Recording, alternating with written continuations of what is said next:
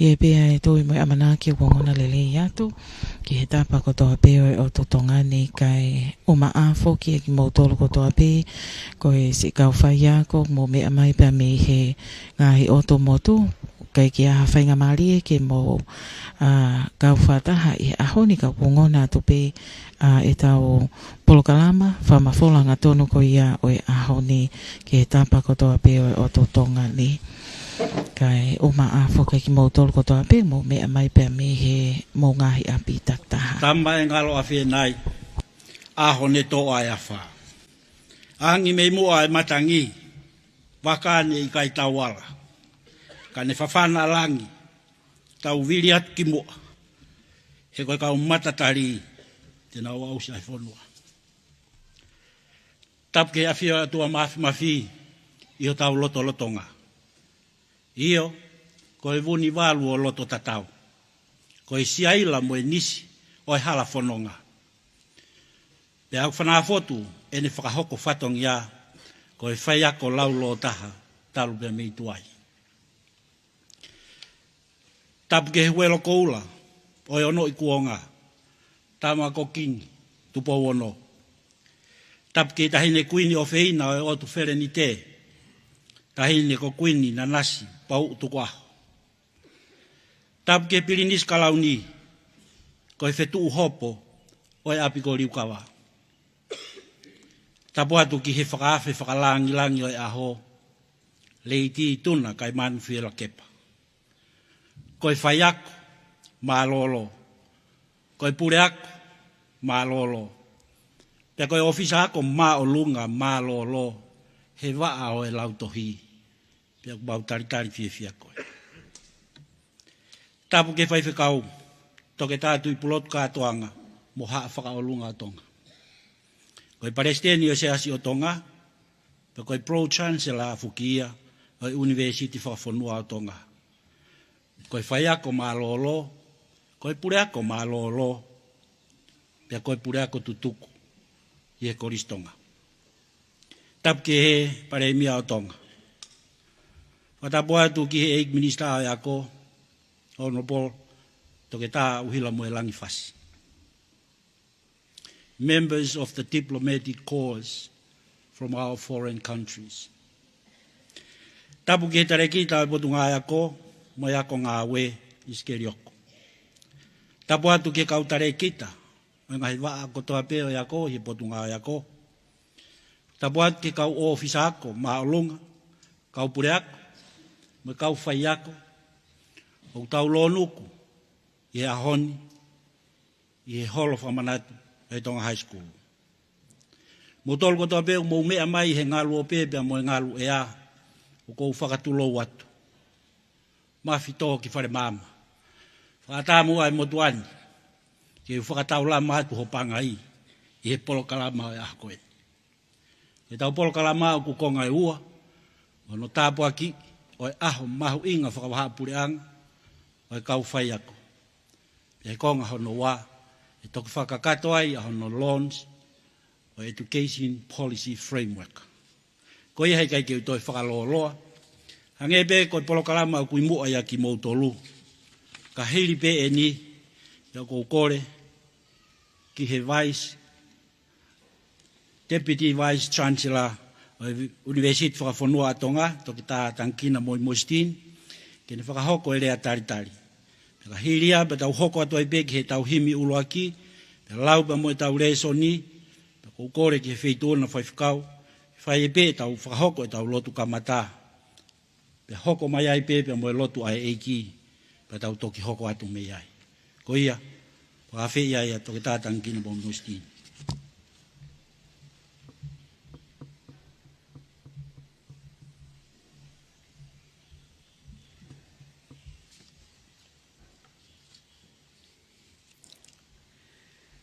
Tapu mo e awhio ai o tua mafi, o tau kau whakataha, i hono whakamana tua o e ahoni.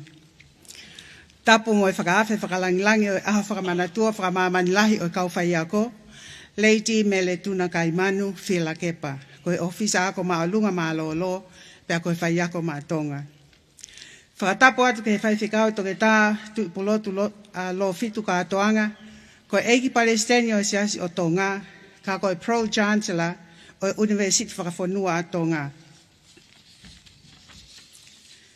Tala mo ka apui ai whakatapuni. Ka huwhanga atu he ngai whakatapu kakato ko whakahoko atu e whakatau kei o e aho. Ka ata mo oku ke whakakakato ai whatongiani.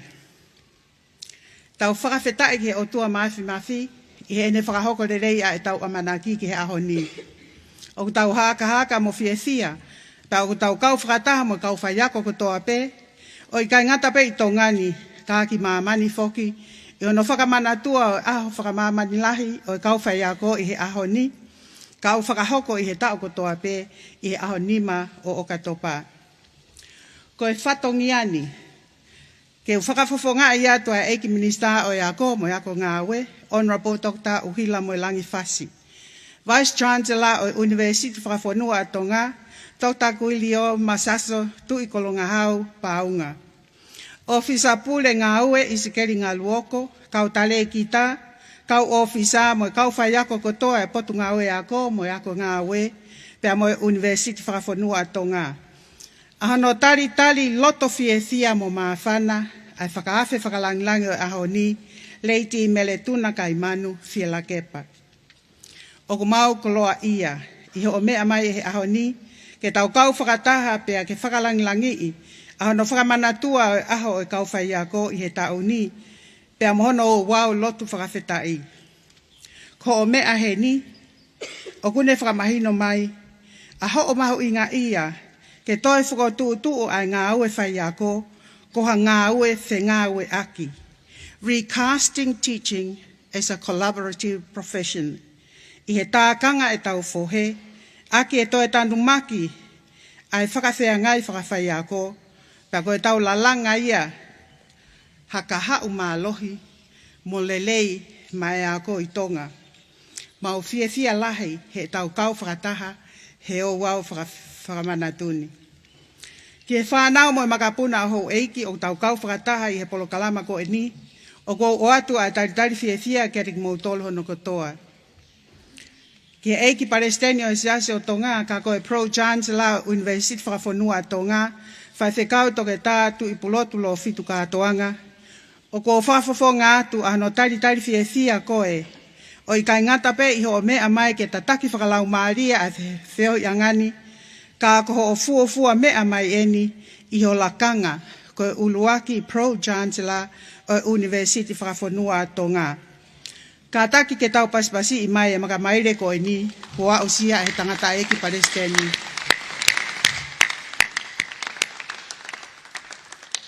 Ki he kau tare i kita ngahi ako i Tonga, kau whakaafe ko toa pe, o ko atu ai taritari mo maafana ki mau tolu, fia mo maafana ki mau tolu, ki e wheo i anga aho ni, pe ke tau kau whakataha i he whakamanatua o e ngā ue maho i ngani. I don't think there is any non-Tongan speakers around. Right. Yeah. Ko tupe lava pe ke hanga e koe o translator to CEO ke toko taha pe koe nau kui he nā. But for the directors of non-government education systems here in Tonga and also guests who are non-Tongan speakers that are here with us, I extend a warm welcome to you. May all the teachers under your leadership, together with yourselves, have a great celebration of the World Teachers' Day today. Ki he Vice Chancellor University Whakafonua Tonga, o fisa pure ngā ue potu ngā ue ako, pia mo ako ngā ue, kau tare kita ngahi wa ako toa pe o potu ngā ue, kau ofisa maa lunga, kau pure ako, ki ati ki mo tolko toa e kau whai ako maa Tonga, mo kau ngā ue ko toa i he waka o ako i Tonga tapu ni. Ki he piu o tawhahi ki niua tok tapu, mo funga vai lahi ki niua fo ou.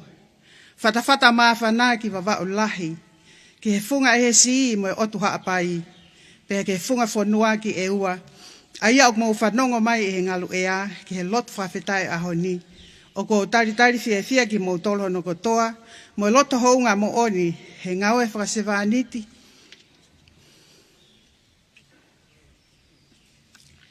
Ngaue au fuato, o mo whai loki ako. Pea mo ngahi ngau e anga whakaako o mo whakakaunga tāmaki ai.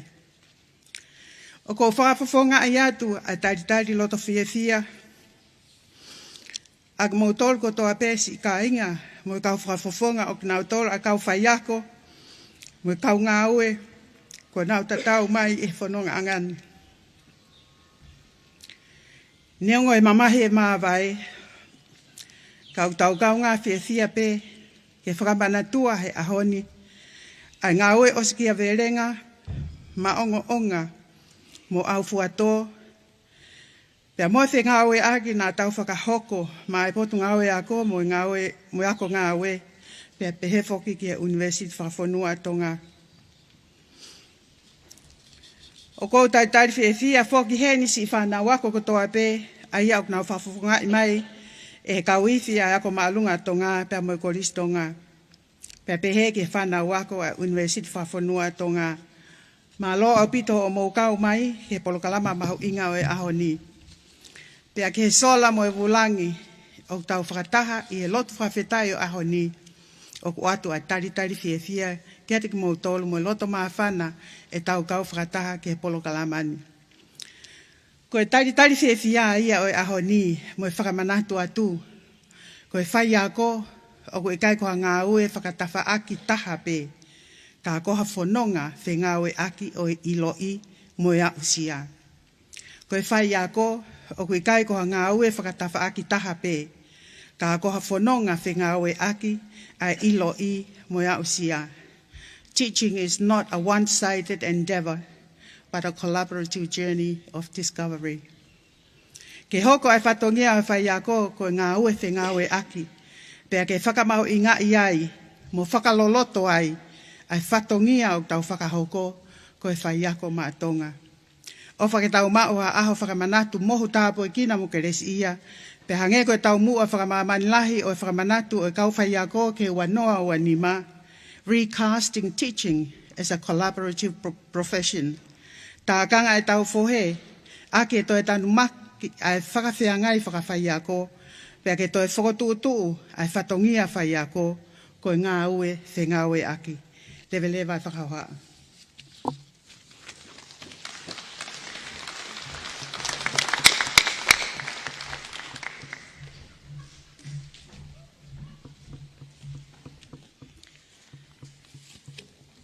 Koe wholawhalahimi, e kamata ki e tau whakawhita e ki he eiki, he mauanga keresi makehe o e hoa tā e whiawhini. Ka kohono whamanatu whamamanilahi ai mahu inga, o e whatongia whakawhai ako. Ke tau hiva, i hono te au hongo fulu maa whahimi, taha wha, mukata ki o mea hake, ke tau hiva. Eiki, koe ofa a au, koe moana loloto, pea ngalohi foki ai, e ku ngahi angahia, pea kua ufi, e ku kovi kotoa pe.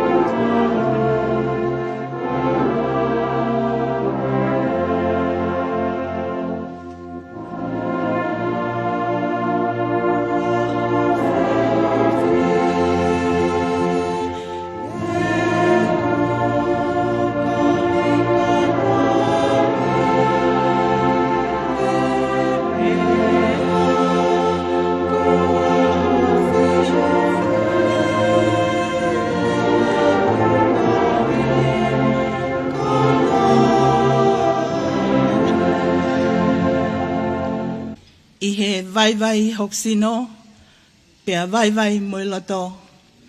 E pou e he taulani, hoku laumari e hori, pea uongo o ilo, ai ofa taingata.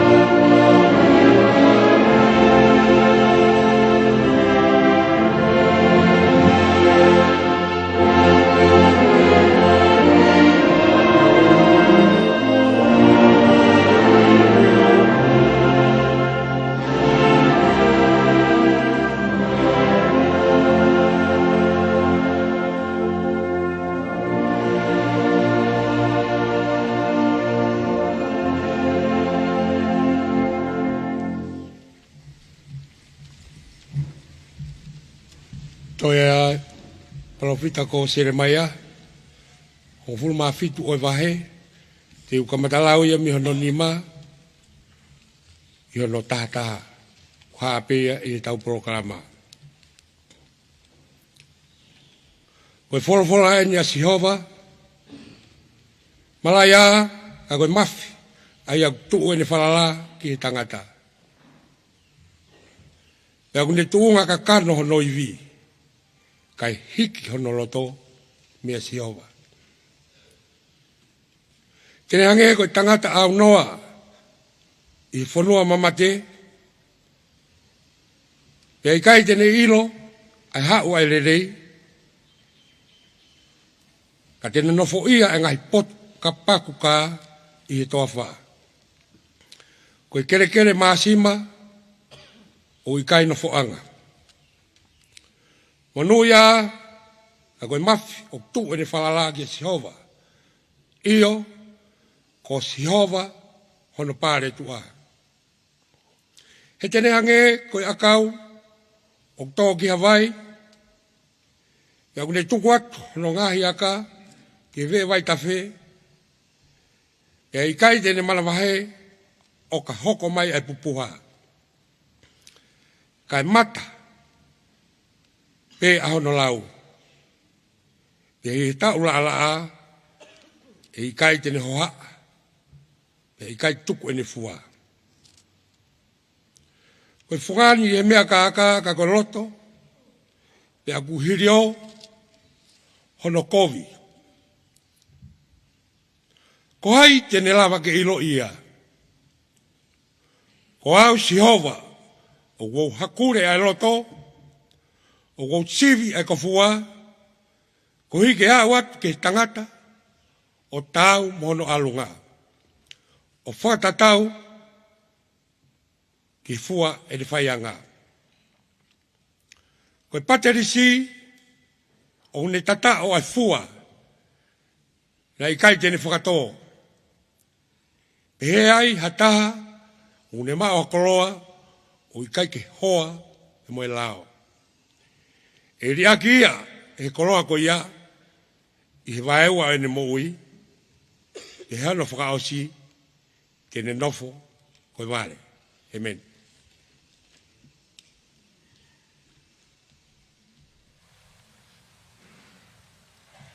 Otu. E o toa mafi lahi. E mahu tamai, o awhio i he wani. O ku kei tāpuha ho hua wha. Ke hoko mai ho o pure, hange koia i he langi, ke pehe whoki mamani. Whakawheta. O ku kei tuu tailiua, ai hau e awhiona. Ta tau he ane awhi, a honi, pehe ai pehe o taengata, pehe taengata. Koe au e toka i mananga, ka mau kau whakataha e whakawheta i oi hoa koeni. He koe ofa ai awhiona, koe ofa i au kuloloto, koe moana. Pea oku ngalo hifo ai, e mau ngahi hia, kotoa pe. Pene ongo koe au e toka i mananga, tala e hai, oku ke totongi o whakatatau. Ka mau lau tāpuaki, lau kolo ai, he whiawhi whakakoloa koeni. Koe o wau, lotu, whakawheta. Oe aho koeni. Ai aho whakamamani lahi. Ono whakamanatua. Ai kau whaia ko moi tau anga. Mātu aki mahu inga. I he tau kotoa. A pāta mai ofa. Toko mua ke kei, tau maringi ho keresi, tuholo aki ho o wha, whakakoloa ange, ai o wau whakawhetai o e aho koeni. Ke kei au ai pea langi mo e whakawhetai, pūre pea ke kei whai tutuni. Whai tāpo i kena ange,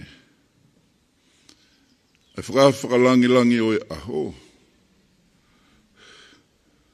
Leiti, tona kai manu fia la kepa. Pea behe ki he, eiki minista o e ako mo e ako ngau e. Ono na poro.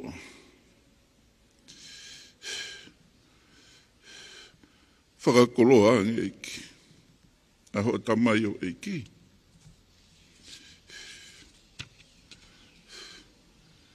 Whatongi amo hono mawha tuki tuki. Tapa ko toape. Pehe ki he si kau tare kita. Tare kita o e ako. Kau mai kau tare kita o e ngahi waa e ako. Whakakoloa be whaita po i kenang. Ai si kau pure ako. Ai kau whai ako. Ko toa. E ngahi. Potu ngau e ako. Ia pure anga. Ia ngahi siasi. Toko mua. Ke mau kau kotoa. Ia tāpua ke ai awhiona. Pea mei he wailahi. Ka umaa. Ai wai ko niu toa. Whatawhata maa whana. Ai whanga ihe si. Eo. Ai funga whanua. Tonga eiki. Mai kotoa, eiki e o tonga. O kumau kau whakataha. Ia ngalu ea mo e ngalu o pē. Loa matolu ho kere si pēa ke whakakoloa ange. Ai whatongia mo e ngau e o kumau whai. Whai tāpu e kena ange kotoa. Si ngahi kupu whekau aki. Ke nau tolu te nau tataki e polo kalama. Tōku ke ia au ai pēa langi mo e whakawhetai. Pūre pēke kei whai tutu uni. Tua koe kai pūri ho mau wai mo e tō nou. Mau whakatō ma pe o kore whakamore. Tōku pe mua ke mau hula atu. E taa maong onga. Tai ila tai mere. O e awhiona. Ke whai ai ho mau whakamore. Koe mau lotu ia mo e mau tautapa. I kai hatoi huafa, to unga pe, ia kalaisi koho alo, ka koho mau whakamuhi. Amen.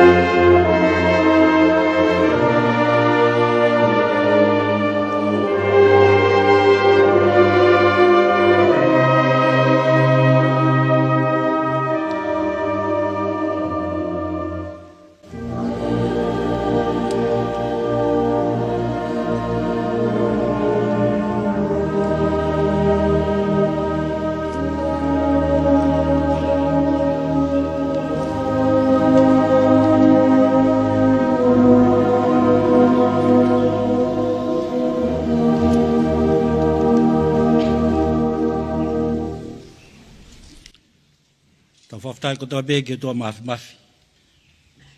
He ne kau, whakahoko ai lotu kamata he eik Palestinian siasi o tonga. Tahi ne whakawhakalangi, rei ti mele tuna, kai manu whila kepa. Ko aho ko toa pē, mo tau ko toa pē, o whakahoko ai ai whatongiani, o whakawhalau mai ai pōpoaki ofa, pia me lui o ofisi e UNESCO, ko e nau pōpoaki tala monu, ki he mahu inga ai aho ko heni. Ki ono whakamahu inga i o e kau whai ako. I ene pehe o kou whakawhi iai, Ameria whalau mahina koe tarekita e waasiwi pe moe silapa, pōpou kia ia o keti a kau ola koe tarekita ki he waa ngā korisi, ke na whakahoko atu i he rea whakapiritānia ai pōpoaki koeni. Pe hono ririu whakatonga, o whakawhi iai a pone pate tau ni sila, the Teen Faculty of Science and Technologies, from Tonga National University. Pea pōpou kia ia mere Tonga whinau, ko Head of School of Tongan Language and Culture. Ke nau whakakato atu ai whatongia. Mahalo.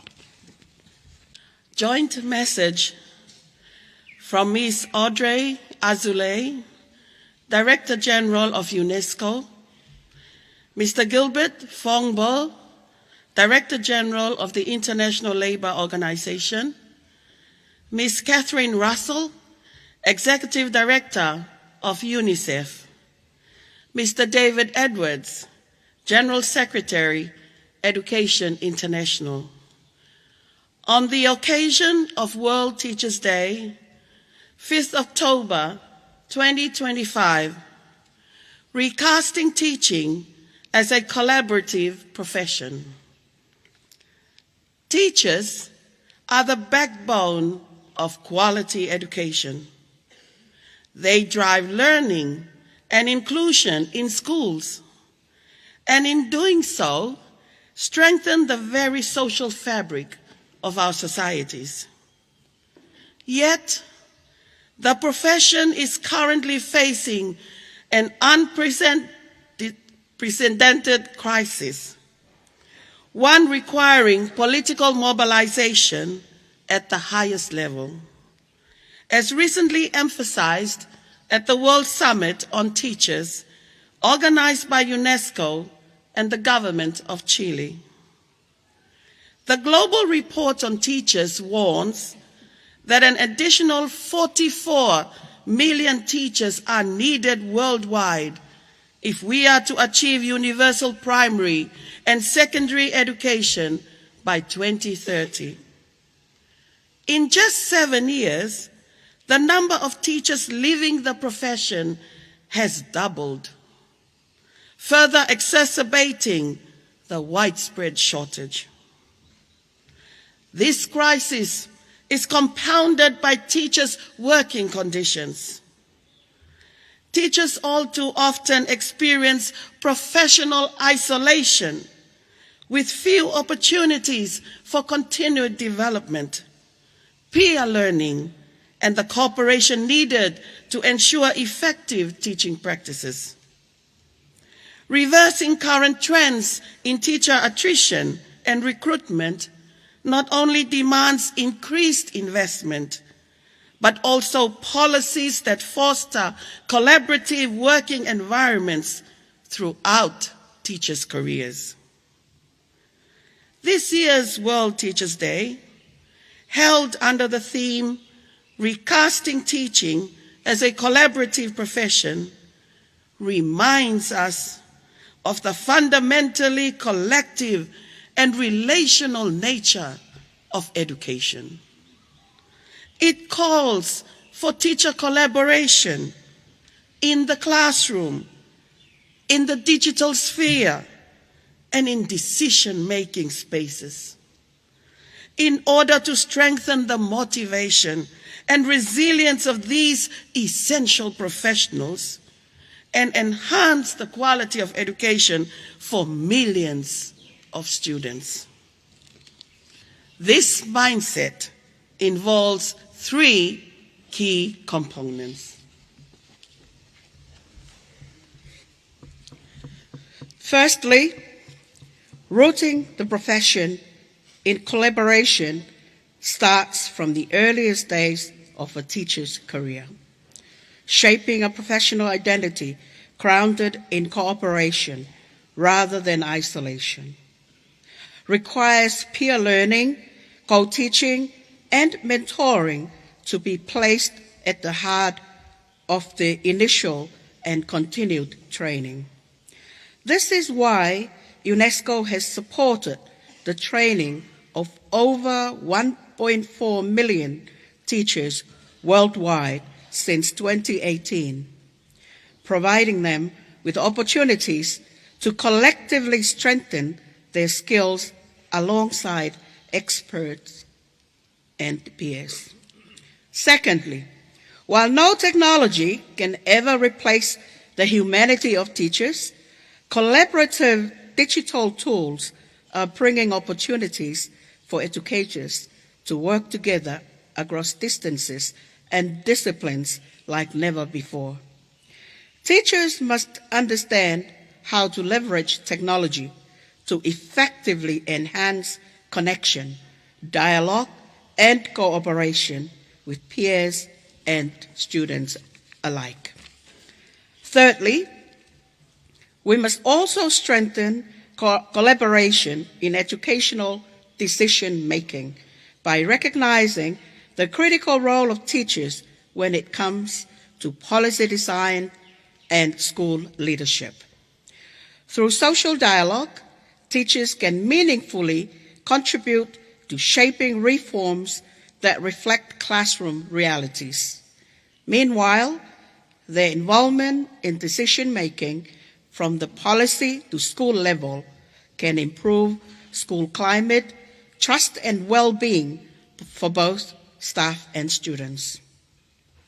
On this World Teachers' Day, UNESCO, ILO, UNICEF, and Education International call on governments, partners, and the international community to make a collective commitment to ensuring that collaboration is recognized as a norm within the teaching profession, because it is only through effective cooperation at all levels that we can build truly inclusive, equitable, and resilient education systems worldwide. Thank you. I whakatonga. Ko whekau whamamanla, me he kau taki ngā au e koen. Miss Audrey Azoulay, ko tareke te seniarea o UNESCO. Mr. Gilbert Hongpo, tareke te seniare o ILO. Miss Catherine Russell, tareke te pūrea wa UNICEF. Pea mo David Edwards, sekretari seniare ia o aka wha pureanga, ki he aha manat whamamanlahi o kau whaiako. Aia whotu aha nima o katopa. I tau koto, mo kau ai wanoa wanima. Aia ko whikau, whakaweinga, tākanga e tau pohe, aki e toe, tanu maki, e whakawhiangai, whakawhaiako. Ko e kau whaiako, ko hui tu aia o e ako laulo taha. O kunau whaka, ai ako, mo e kātoa i he ngahi api ako. Pea ihono, whakahoko ia, o kune whakamalohia, ai ngahi whaunga whakasosiare o tau society. Ka o kurolo tonga whihangahangai, ai ngā wen moha palparema tai amanekina. Aia, o kwhia mau ki ai hanga au e whakapolitikare, i he tūnga maalunga taha. O hange ko ia na e toki whamamawha e he whakataha whamamanlahi ki he kau whaiako aia na whakatutu e he UNESCO mo e pure anga o Chile. O whakatokanga mai ai report whamamanlahi ki he kau whaiako o kwhia mau ha kau whaiako kehe e toko 4 miliona i māman. Ka pau o kutau whia mau ke a osia ai ako lautohi mo e ako koris whamamanlahi i e tau wanoa taunoa. I e tau pe e fitu, ko riunga ua e tokolahi o kau whaiako, o kumawahe me he ngā ue. O toe whakalahi ange, mo whakaasiri ange ai, e nou lahi ai kau whaiako. o toi whakalahianga ai palparema ko ni e ngahi tuunga ngā ue o i kauwhai ako.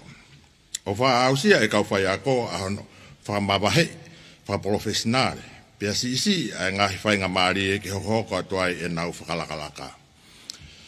Whia ko aki whakatohu, pia mo whengawe aki o kwhia mau koe ke ni whapapau o kuola lerei ai ngahi whounga whakawhai ako. O kuikai ngata pe i whia mau ke toi lahiangi a invest i hono ririu e ngahi huunga lolotonga o whengawe i, o i whakangawe i, moe more pe holoa o i kauwhai ako, ka ke toanga fo ki he ngahi tutuuni o kune poupou i ai ngahi ātakai ngāwe whakataha i he kotoa o i ngahi ngāwe mawanga mo ui ai kauwhai ako. Koe ahwa mamanahi o i kauwhai ako i he tauni o whahoko ia i he kaweinga, tākanga e tau pohe a ke toi tanumaki ai whakawhia ngai whakawhai ako. Pē, ko hono toi whakatūtū whoou ai whai ako ko hanga au e whengawe aki. Pea o kune whamanat mai ai na tula whakātoa mo whakawhikau aki mau inga o e ako. O kune uki mau ke tau whengawe aki ai kau whai ako. I he loki ako, i ha tawha aki whaka elektronika. Pea i he ngai wheitu whakakotūtū ni. Kai lava, ke whakamālohia a hono whaka ai mo e viritaki ai kau profesionale mahu inga ko ni. Pea whakarerei, ai tuunga lerei mo laulo taha o ako ki he whanau. Whanau ako e lau miliona. O kau i he ririu ko ni, ririu ko ni ai whakau ha konga mahu inga e tō.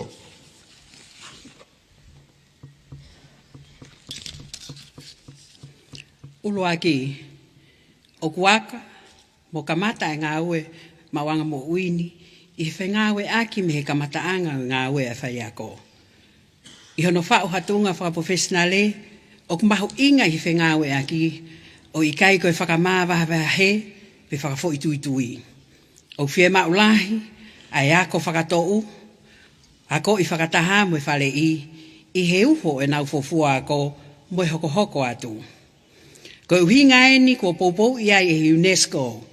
A hono ako i hokau whai ako e toko taha 0.5 miliona tupu i he funga o mamani talu me he wanoa taha walu. O nau maua i ha whainga maari e ke whakamalo hia whakataha e nau poto i ngā ue whakataha mo e kau matau mo nau kau ngā whai ako.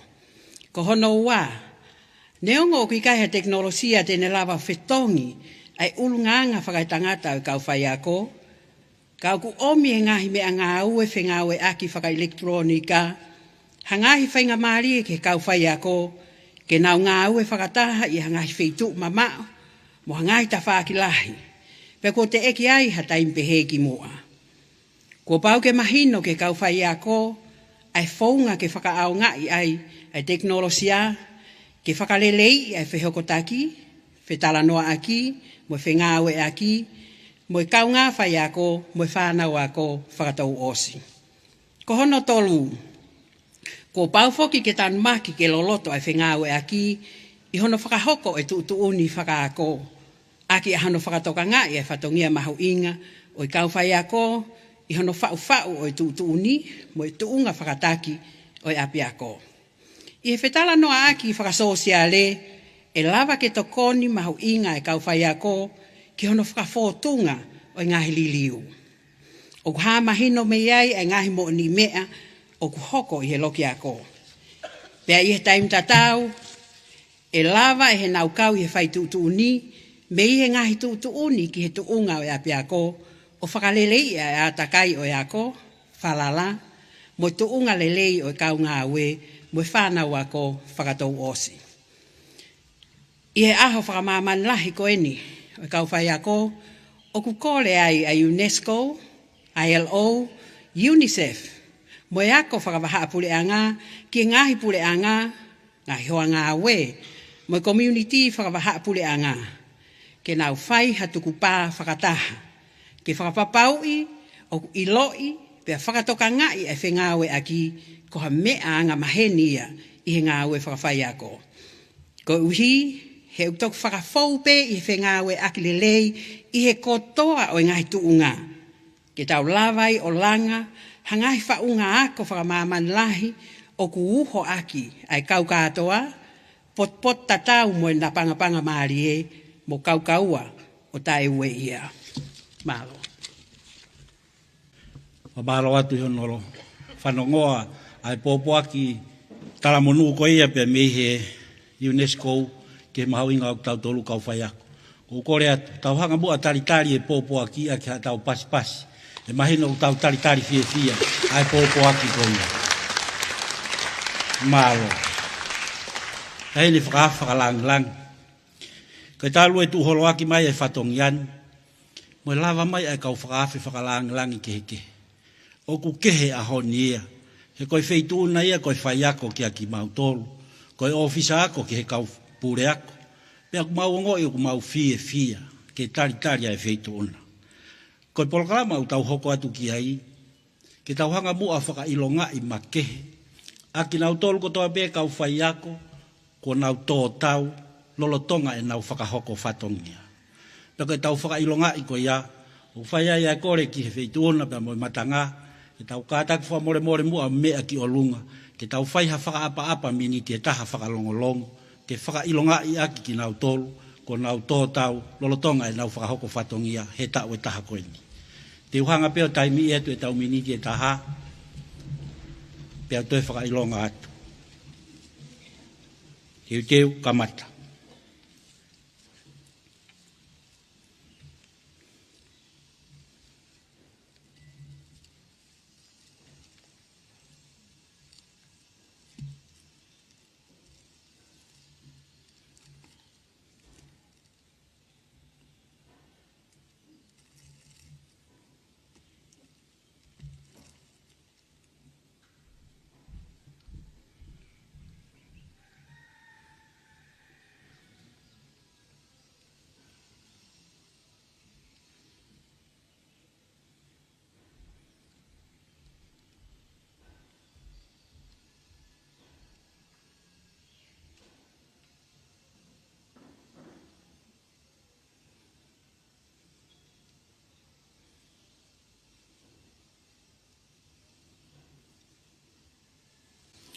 Malo au bito, mo mea hifua. Kore whakamore atu. Ka pāmana kui kai au e miniti e taha, ke miniti e taha. Ta koe miniti e taha i ki e ni na tau whakailonga e aki. Ka pāmana e ova, ta koe miniti taha lalahi e ni na tau ngāwe aki. Ka hene whakalanglang. O kui ai pa mo e ki whakahounga heni. Ko hono ui pa mo hono fuaki. Ai certificate a ki nau tolu ko toa pe. Na nau tō tau lolotonga e nau whakahoko whatongia. Pe mei he aho peheni o tau ko o si ke ahoni. O kui kai ke toko lahi, koe toko ono pe. Pea ku heni ho nau kau whakafofonga, ke fuaki ke whakailonga i hounga ia e potu ngā we, i he fua whatongia na nau whakahoko, lolotonga e whaahitau. Pea ku kore ke wheitu una, whakalang whamore, ka maa e minista, ke mo bea mai mua fuaki ange, ai whakalang o certificate ki he toko ono ko e ni. O kore pe haadu pe ho nau hingoa, pa mo whakaikiki e nau ngā we, koe hui koe api o e tau taimi. O kore atu ki he kau whafofonga ke mō kātaki mai. Aia koe uraki, ko Enserina, Ungatea, Fonua. Nā ne tō tau lolotonga, ai post, koe Assistant Senior Lecturer i he Tonga High School. Nā ne kamata ngā ue i he Tonga High School, i Ahuanoa, Sanuari Wafe Watolu, pena ane tatau mai ki he whatongia, e ne tari koau ki hono ui maoni o ni, Ahuane ma tisema, Wafe, Uawha. Ne whiunga katoa ni whakahoko whatongia, mo i tau e uafulu mātaha. Enserina, Ungatea, Fonua. Mo kātaki o paspas mai.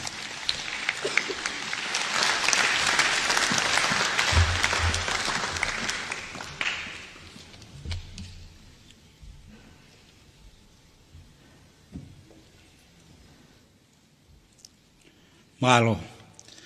Ko hono hoko, ko wheinga he lotu, fo lau halawafu. Ko lakanga na ani lolotonga iai, ko Senior Assistant Teacher Diplomat, e GPS a tau lai wawa. Nā ne kamata ngā aue, i whatongia whai ako i a ulaki o whepueri wafe wa tolu. Nā ne tatau mai ke whatongia he ne tariko au ke ono ui mao ni oni a wanima o siula o sanuari wafe wanima. Na whiunga ni whakahoko whatongia mai potu ngā aue mo i tau e taha mo i mahina e taha taha. Whiunga he lotu, wholau, hala wafu. Mō kātake o pasipasi mai.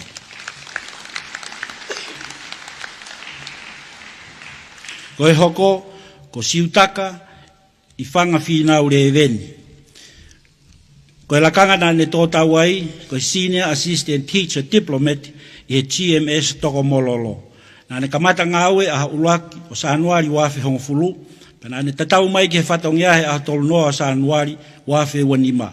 Nā whiunga katoa ne whakahoko whatongia ke potu ngāwe pe moe whonua moe tau e hongfulu mā nima, tau e taha nima, mō kātake o pasipasi mai.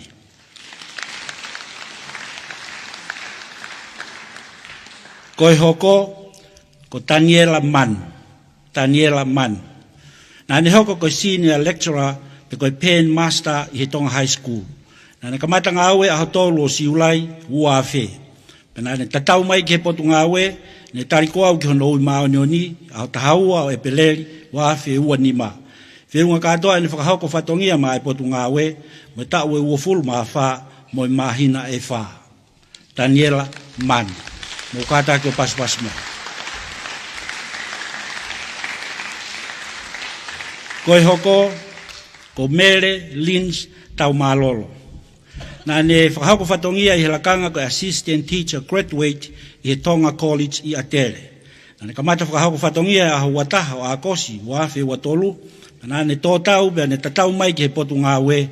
Ne tariko au ki hono ui mao ni a hotahaua o siulai, wafe ua nima. Ne whiunga ko toa e ne whakahoko whatongia i he potu ngā ue, mo e tau e taha, mo e mahina e hongo fulu.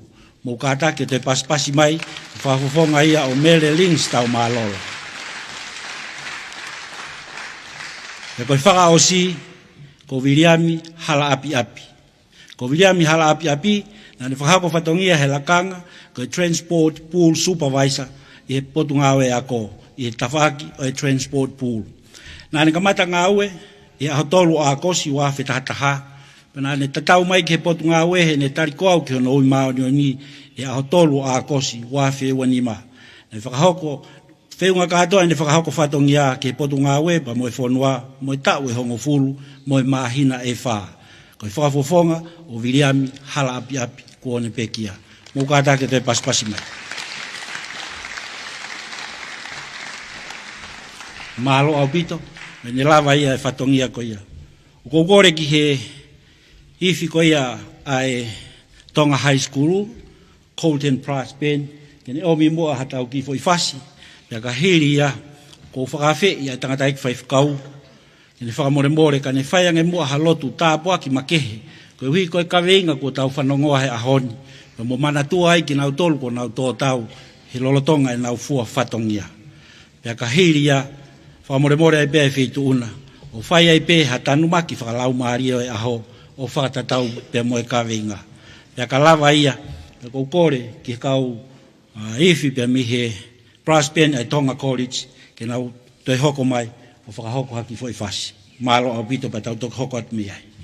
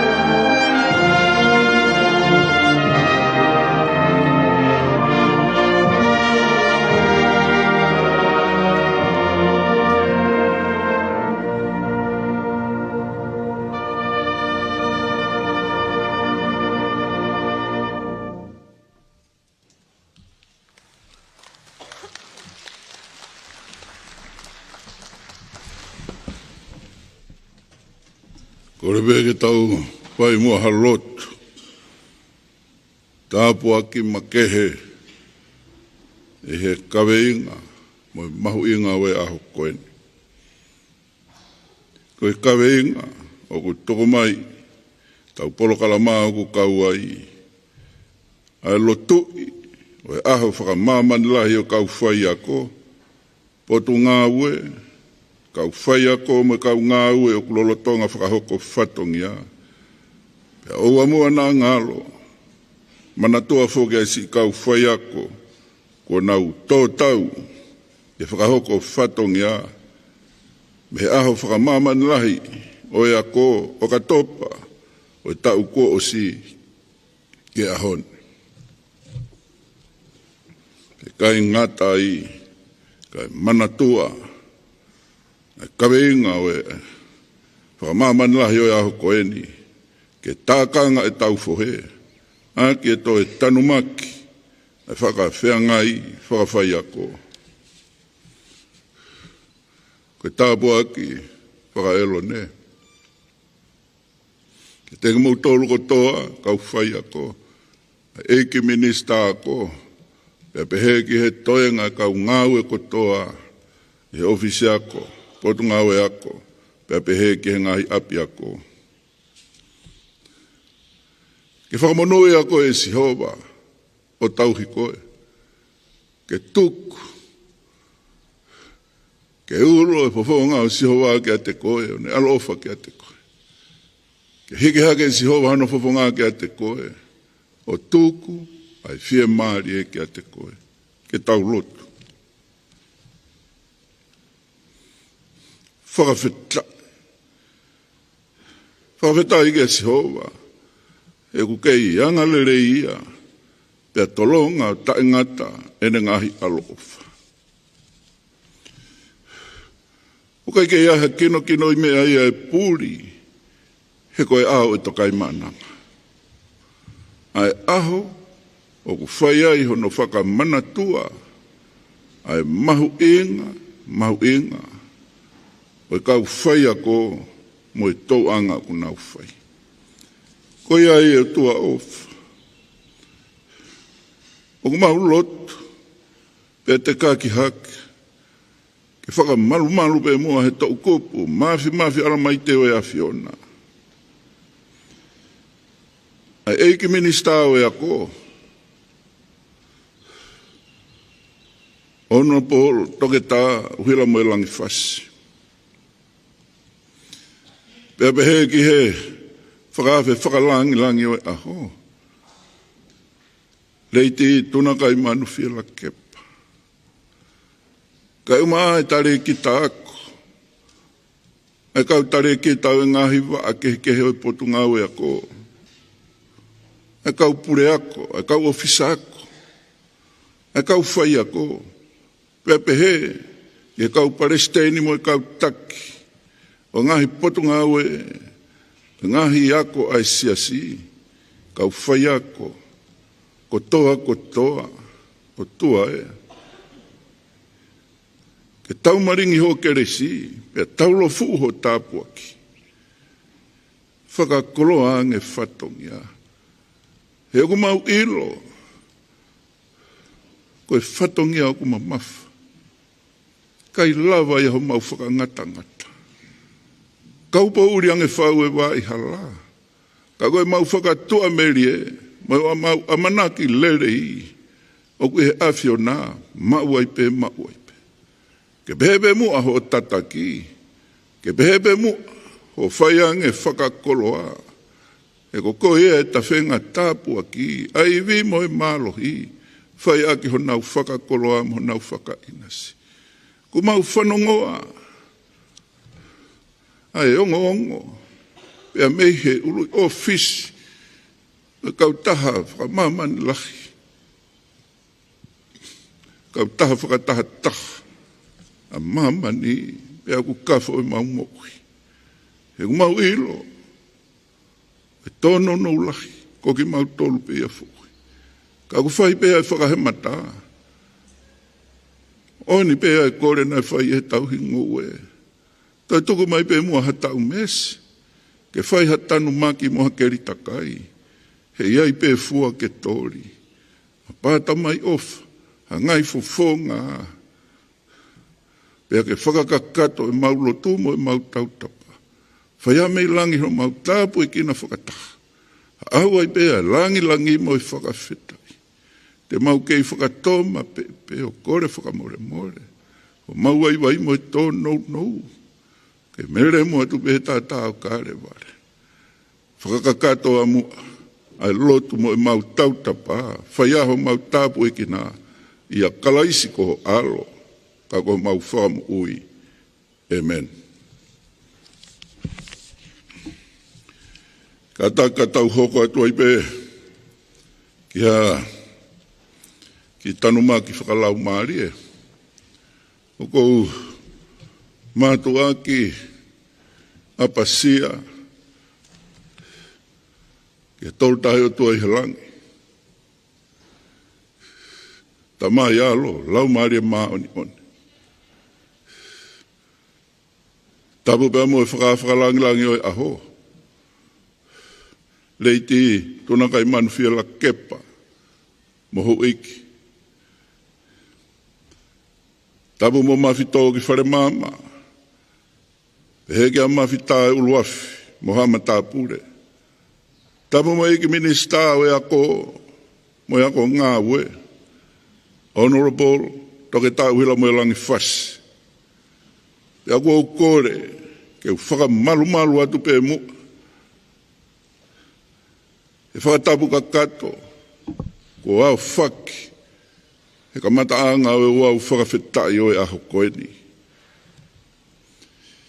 Ka whaipe mo aha ki i pou. Ko e kaweinga whakamamani lahi o e aho koeni. Ke tākanga e tau whohe, ake to e tanumaki, ai whakawhea ngai whakawhai ako. Ke tohi me he ngai kau taha whakataha taha. E ngai pure anga mamani, ne tau whanongo a. Whakahoko mai ai. E ngai tala mahu inga. E ngai whekau ke tau whai. E ngai whakakau.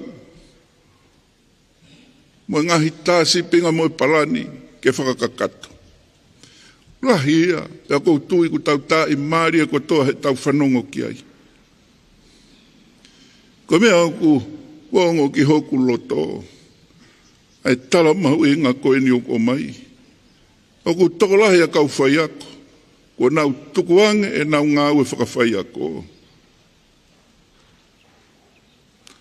Ia ngahi uhinga kehe pe. Ako e ngahi uhinga pe ia te tau lawa, ka whataha. Mo tākanga e tau whohe, ke teke atu, pea ke solova. O koe kai toi mana koa, e ngāu e whakawhai ako i ngai whanua lahi. Me he ripoti, me ngai whanua mamani. O whai ai e whakatokanga, ia tuunga koe o kui ai e tokolahi kau whai a ko i he taimeni. Whakafuafua. E fia mau e kau whai a ko ia e whango fulu maa wha miliona. Kai lawa.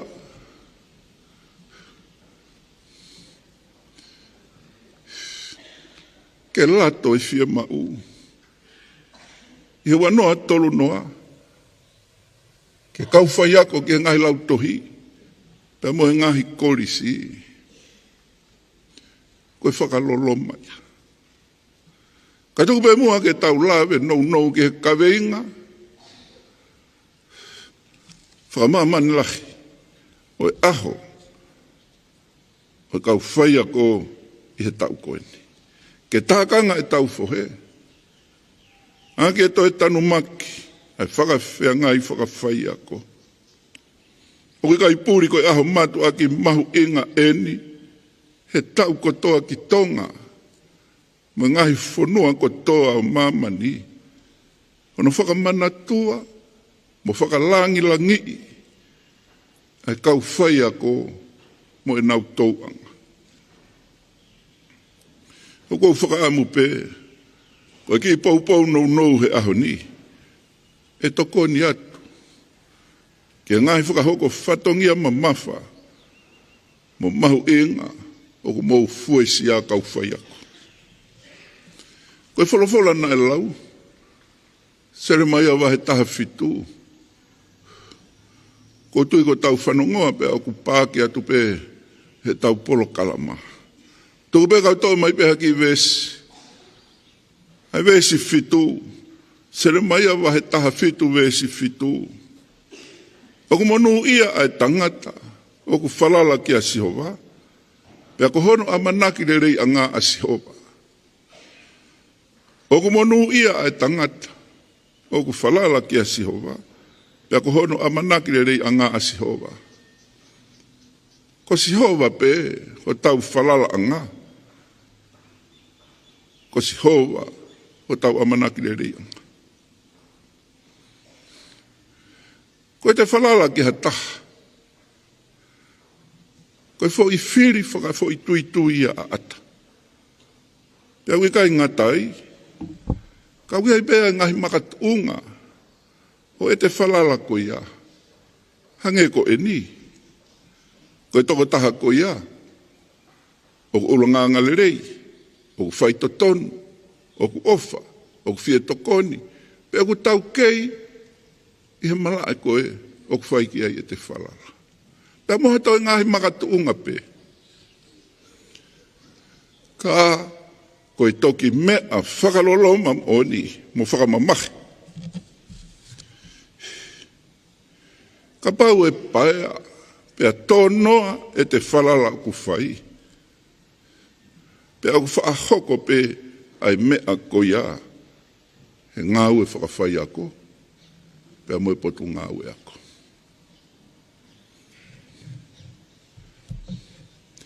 Koe whakakaukau mo e whehu i. Koe harewa ki tau tolu kau whai ako. E whai ke whakasisi iai e whehalaki mo e tonoa e tau whalala.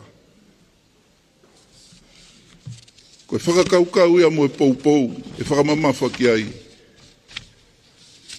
E tanumaki o e ahoni.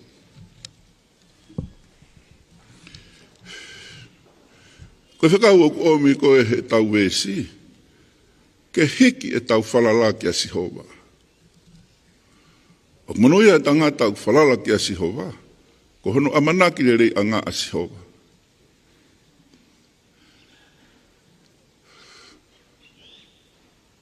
Koe ngahi makatu o ngā kou tui au kai puri, ko Sihova o kua ni u whakarewerewa, o ku taingata, tokai mananga. O tai liwa hono hau. Tu loa tai ngata. Ane afi ahoni. Pehe ai pei au au. Paanga ngalu o taimi. Koi aku tafe me ai ai poto. Ai malohi. Ai le rei taha. Iyo. Ai ngahi makatu unga kotoa pe. Pea toi hulu atu. Ai koe o ku tau whakakaukau. Koe mea ia te tau whalala i ki hata. Ka rifua ki he otua. O ku mā e tau moui. Ke tō e tau whalala mea tia. O kou tui au. Koe whakatu atu pe e tau wesi mai whakakaukau koe ni. E pehe mai e toko lahi ia. E kau whai ako. Koe fwoi whakakaukau motua ena. Pea kua mau osi tau whai e mau tolu. Whiu au he tari ke he monuia. Kai ke. O kou kore. Ke tuku mai pe mua. O mou toka ngā. He kai ke toi loa e tau. Pou. Ka pau koi aku ke osi. Tuku ka kato ho whalala. Ke he o tua mafi. Koe whehu i. O ke whakatoka ngā i haliriu, pe whakalaka ange. Ho whakahoko whatongia whakawhai ako. Pe koe hanga ho whanonga. Pe ka pau oku i kai, o taunu ke te iaha te ki i whiwhiri. Nā ku hala koe tuku e te whalala. He kua tui o ku whaingo fua pe ke te tala. Moha mai o ku tuku e te whalala ke he otua.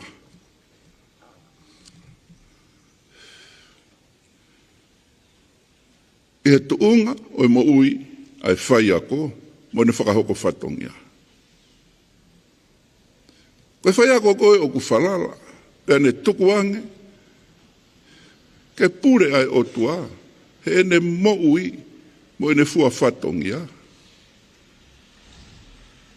Koe whai ako koe ia, o ku taunu ke haa mai mea te ia ai ofa, ai fia, ai merino, ai kātaki fuoloa, ai anga vai, ai anga lerei, ai talangofua. Mangai fua koula o e lau maari e maa oni. He koe o tua aku tuku ai e te whalala. Pea ka pau o kumui kai ha, toi wakai. Koe ai o ku whai ai kore, mo tapou e aho koe ni. Koe ngau e mahu inga ke tauhanga whakapapau he aho koe ni.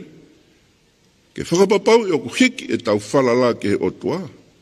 Pea tau tuku lolo kakato. O tuku ange ke pure, mo whai tuuni. Kai malawa ke tau au sia ai kaweinga o e aho ni. Koe kaweinga o e aho ni. Ke tākanga e tau fohe, aki e to e tanumaki. Ai whakawhea ngai whakawhai ako.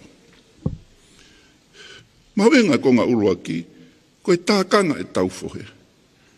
Koe uonga taha, koe whekoe koe ngāwe whakataha, koe taumua taha, koe kāwha taha. E lawa, ka kai ke taha e toko taha ia o tau whalala ki ai motaki, ko waihi.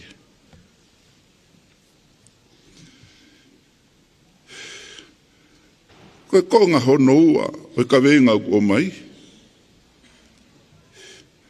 Koe harewa e huinga o whai ai e tākanga e tau fohe. Koe konga hono ua, koe ka weinga, whakamamanilahi o e aho ni, ke tanu maki ai whakawhea ngai whakawhai ako. Koe whia mau ia, ke tākanga e tau fohe, ke langa hake, ke whakahoko lere iange, ho tau ngahi whatongia whakawhai ako. Io, pei kai ngatai, ka ke ongo i he kau whai ako. O ku tokanga i kina, mo whai toko nia, mo ngona ho naure o. I he api ako, he potu ngawe ako, he pure anga, io ai kakai. Lahe kakai, kau whai ako. Una wango, o tuku hau sia, pia tae toka ngai kina ki nauto. Koe re o iau whakalolonga. Tuku mua keu toi ai atu. E malawa ke tākanga e tau fohe. Mo tau ikuna ngai tanumaki koe ni oku fie mau. Ka pau te tau whalala ki he otua. Pea li fua ki he otua. Ki he otua toko tahape. He tau whakahoko whatongia whakawhai ako. Pea pehe ki he tau ngahi tuuni o ku whakahoko. Ai ngahi parani ngā ue. Ai api ako. Ai potu ngā ue ako. Ai pure anga. Ka kwai hame aia o ku li fua atu pea whihalaki. Mo e wholofola, mo e otua. O whamai o tuku. He kai whai aha tanu maki. He kai whai aiha kāwhataha ia. Ma tākanga e tau whoi. Koe whaka o si. O kutoi o mai peho tau wholofola.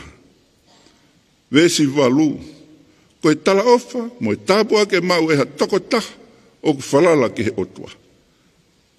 O ku omieni. Pea kutoi lawe pika e sāme ulua ki vesi tolu. Lau he whahinga toko lahi koe tangata monu ia. Koe moni. Lau ki aia sere mai aho tau wholofola. Koe tangata koe o kutuku ene whalala ke otua. kai ngata pe he amanaki lerei he ne whanonga.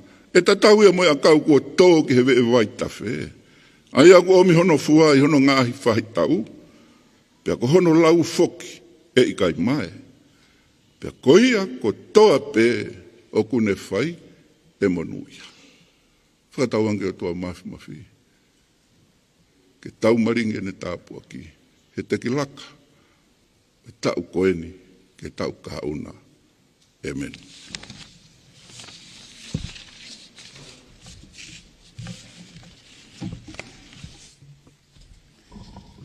Tau whawhitai ko tau ape mo tau whakamoni, ke tanu maki ko tau whanongoa.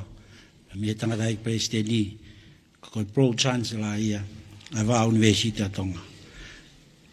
Tai ni mio ko kore ke ka uiwhi, e na o mai moha tau ki i aitemi e taha. Pea ka hiri ia, o kore ai pe ke whakahoko ai pe tau rea whakamalo, whakawhi e ato se kona tuipulotu, me he wā a post-secondary ai potunga ai ako ke ne whakakakato ai whatongia. Followed by him, lau atu e toki tā sela teisina, koe Teen Faculty of Education, Art and Humanities, me he TNU. Paka lava ia, tangata ik whai whekau, whakamore peho no tō whakawa asia whai tō ona. Keresi ai pe, ai konga uluaki o e tau polo kalama. Malo awito.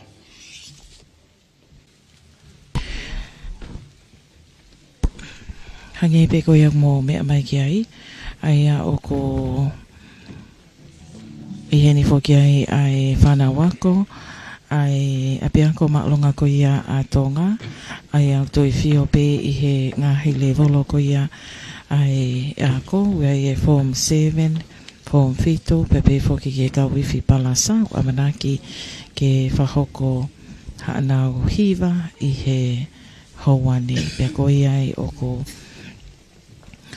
na ho maumari mai i he lolotongani ki he whunga Stacey koe ne ai whare mamata anga spoti ko ia pia ko malunga ko ia Tonga i he lolotongani ai a koe tui whio mai ai pia moe whana wako ai kolisi Tonga i he lolotongani moe teu atu ko ia ki whahoko e nao hiva whaka osi ke he o wau loto whawhetai ko ia o e ahoni aho ia o whamanatua whamamalahi ai e mahu inga o e kau whai ako peko ate bifok mo e whamanatua to kakato e polokalamani e hoko ate peke ko ngā honoua o e tau polokalama ki he ahoni ka ko ia ko e whana wako ai apiako maalunga ko ia Tonga to i whio ai pia mo e kolisi Tonga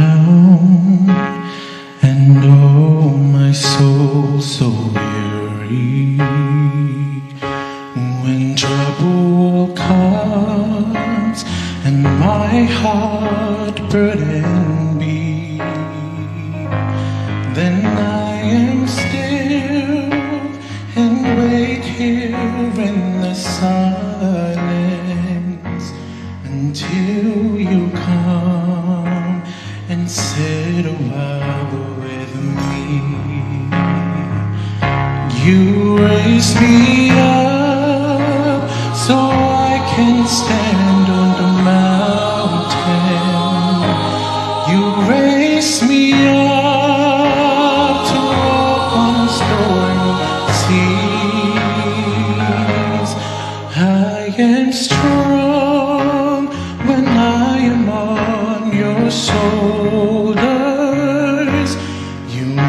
raise me up to more than I can be.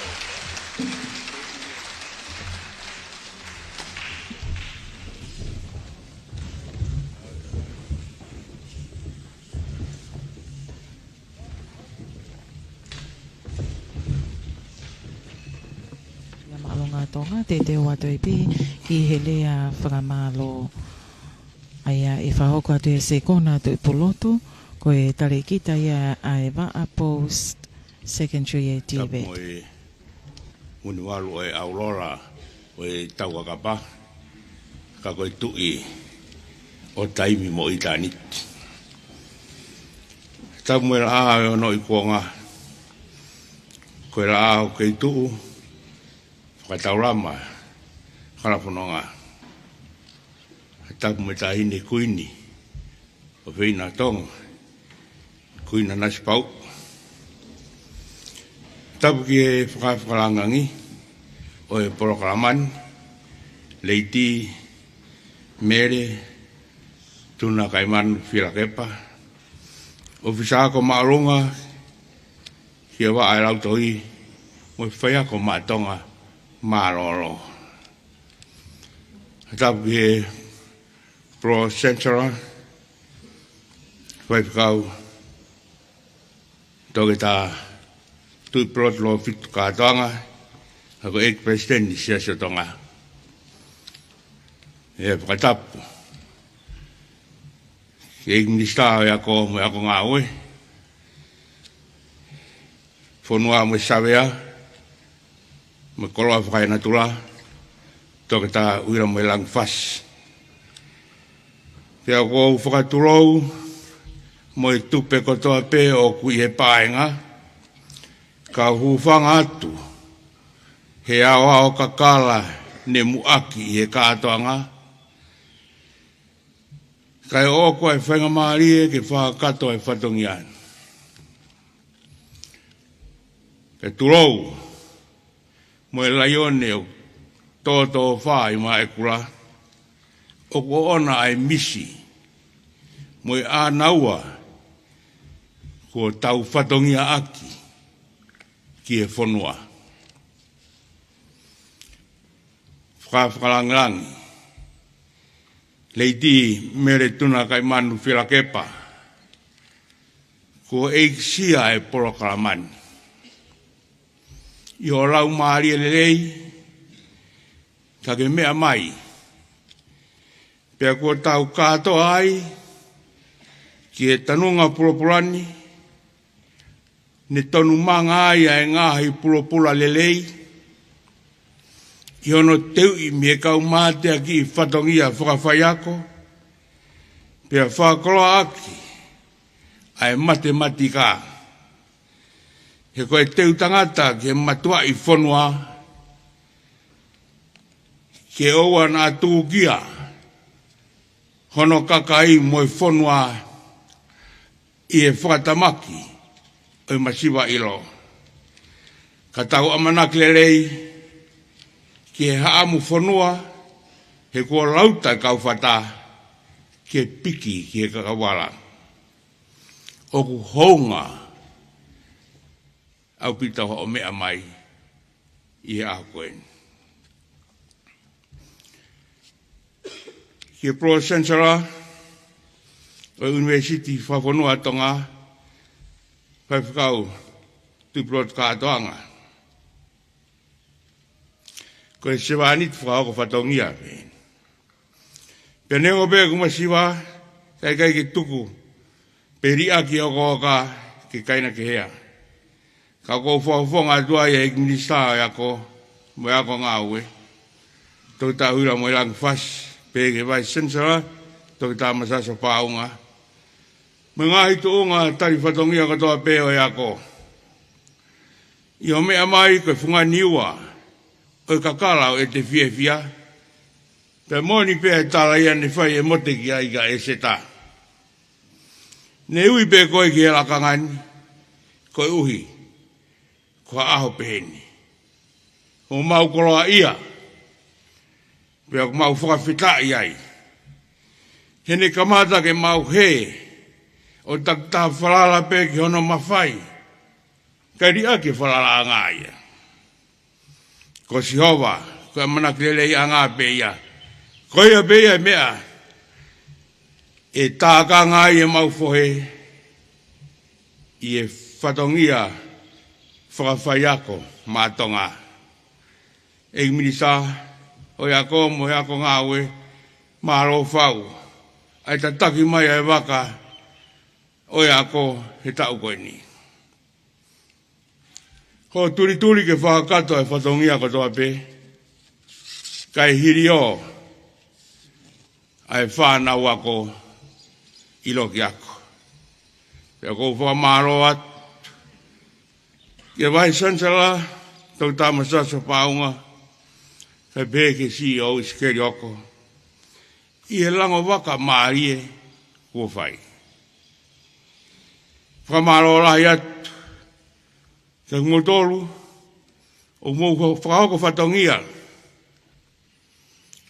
whakawhai ako, maatonga, me waiko ni utoa, funga wailahi, haafuru hao, whanga iesi, mo funga whanua, o mou ngona, ai polo kalama, whakamanatu koe ni. Atonga eiki, ko mou te fua mai, ki ono whakamahu ingai, ko mou mahu inga, koe whaiako maatonga. Pea kumori, o mou tū karikari pehe tere kanga, o inu e fise naua. Pea kafu, Kono haa, o mou kisutahi, mo kisutoto, hu whanga whatapu. Ka ku whai bea e lusia ki tauranga. Whamaro rahi atu, ke ispalasa ko maalunga tonga, pe ki au ma, ki e koristonga, malo i marie, pe malo e pou, ke whailonga ia ki e mahu inga, o e whaiako maatonga. Ako o atu e talamonu, ke teu e siwi mu hanganaki ai, tawanga bege mo mau, ha siwi rei. Tawanga kotoa pe, ke tau mau, ha whaka osi, o e whai tau, ngā ue tau ni, o whakaola rei, mo whakaola mirie. Kau whaiako maatonga, tau whakahaaki, e tau tali mo roto hanga maarie, ai koloa ko tō mak tau toro he ahoni, he prosensala ai university. Whawhonua tonga, ak ha tau paspas.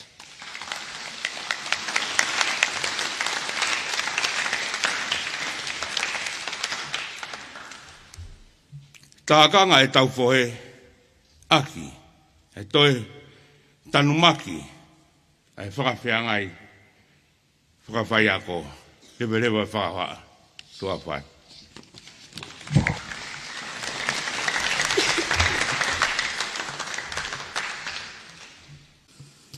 Ko e himi tuku, o e o wau lotu whakawhitai. Whakamanatua o e aho, whamamanilahi o kau whai ako, ko e tolu ngeau hi mangufulu mātaha o e himi,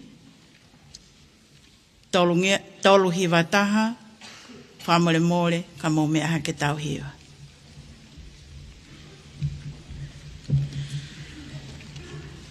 O kuiai haki I whanua, o kutui I o seni, na e ikai ke mau o tua, na e masiva he lelei, haleluia, po monu ia eni.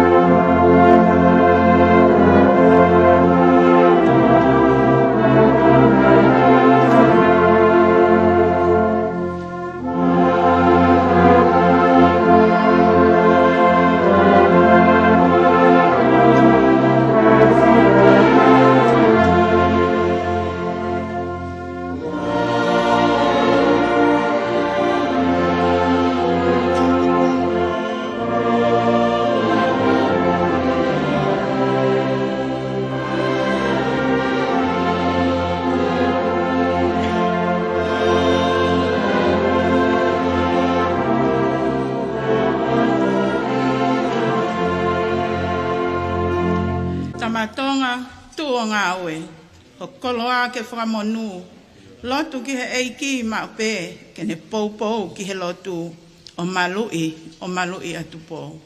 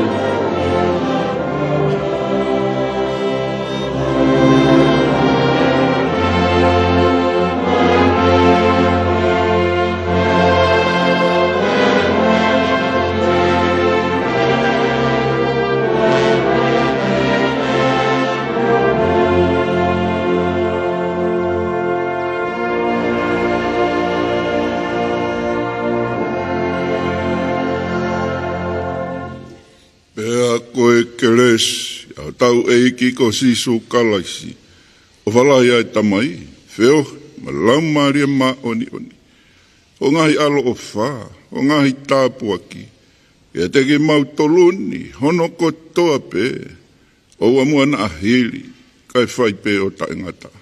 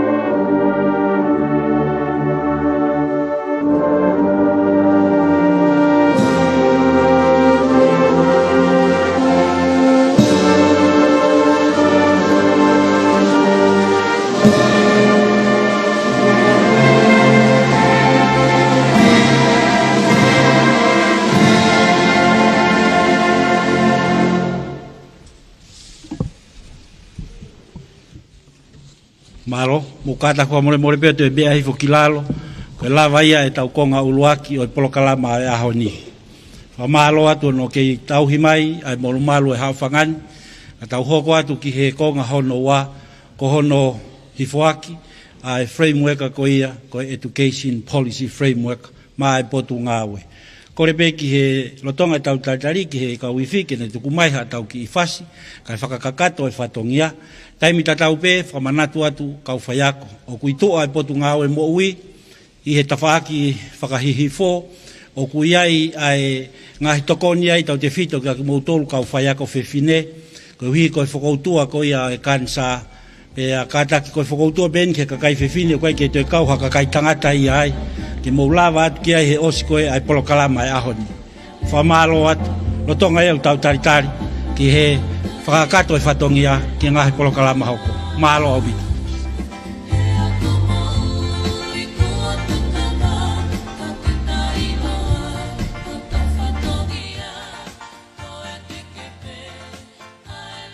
This came for me, yes, it came because we were group. If we can work together as the Whayapumatoma and let Jamet about data win. In education, we need to understand that teaching is indeed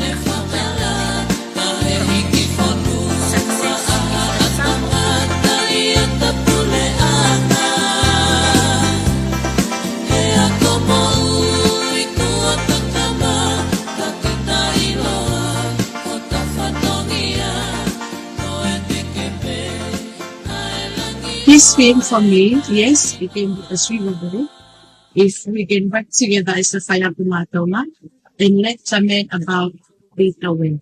In education, we need to understand that teaching is indeed a collaborative profession. Success is the sum of the collective effort of teachers, students, parents, administrators, and all those concerned. In my experience as a teacher, I really believe it is important that we work together as teachers, as our administrators, as parents, and everyone who takes a special role to play, so we will be able to work together for the future of our children. Focus is not on teacher as the primary source of knowledge, of giving information and instruction, but as teachers coming together as a team to give support, to share their expertise and also responsibilities. Just like the African proverb, it takes a village to raise a child, so that is us. This theme for Teachers' Day encouraged me as a teacher to work together with my co-workers, the admins, the principal, because in working together, in cooperating with my staff, we are able to fulfill our sole duty as teachers and to contribute to our nation. As teachers, we need to stand as one. There's a famous quote that says, united we stand, divided we fall. And I think as teachers, doesn't matter what different departments that we teach in, we need to stand as one to achieve a greater goals for our students. So wishing everyone a happy Teachers' Day and wishing everyone a world full of teachers who are professional and working together to raise up successful and productive children. Thank you for being our mothers and fathers figures 8 hours in a day. If it weren't for you, we wouldn't be here today. So happy Teachers' Day.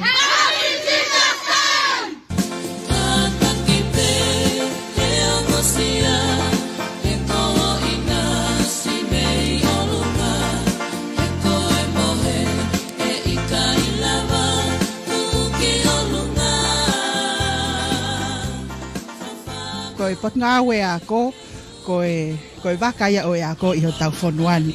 Pa koe waka ko ia o a ko wahe, pe I he ngahi divisions ke he ke. Pa kui ai mohono ngahi whatongia. Pa koe ngahi whatongia I he ngahi divisions ke he koe ni. Koe ngahi fohe ia, ke ne alofi aki ai waka o a ko, ke a usia ai ngahi tau mua hono ko toa pe o a ko.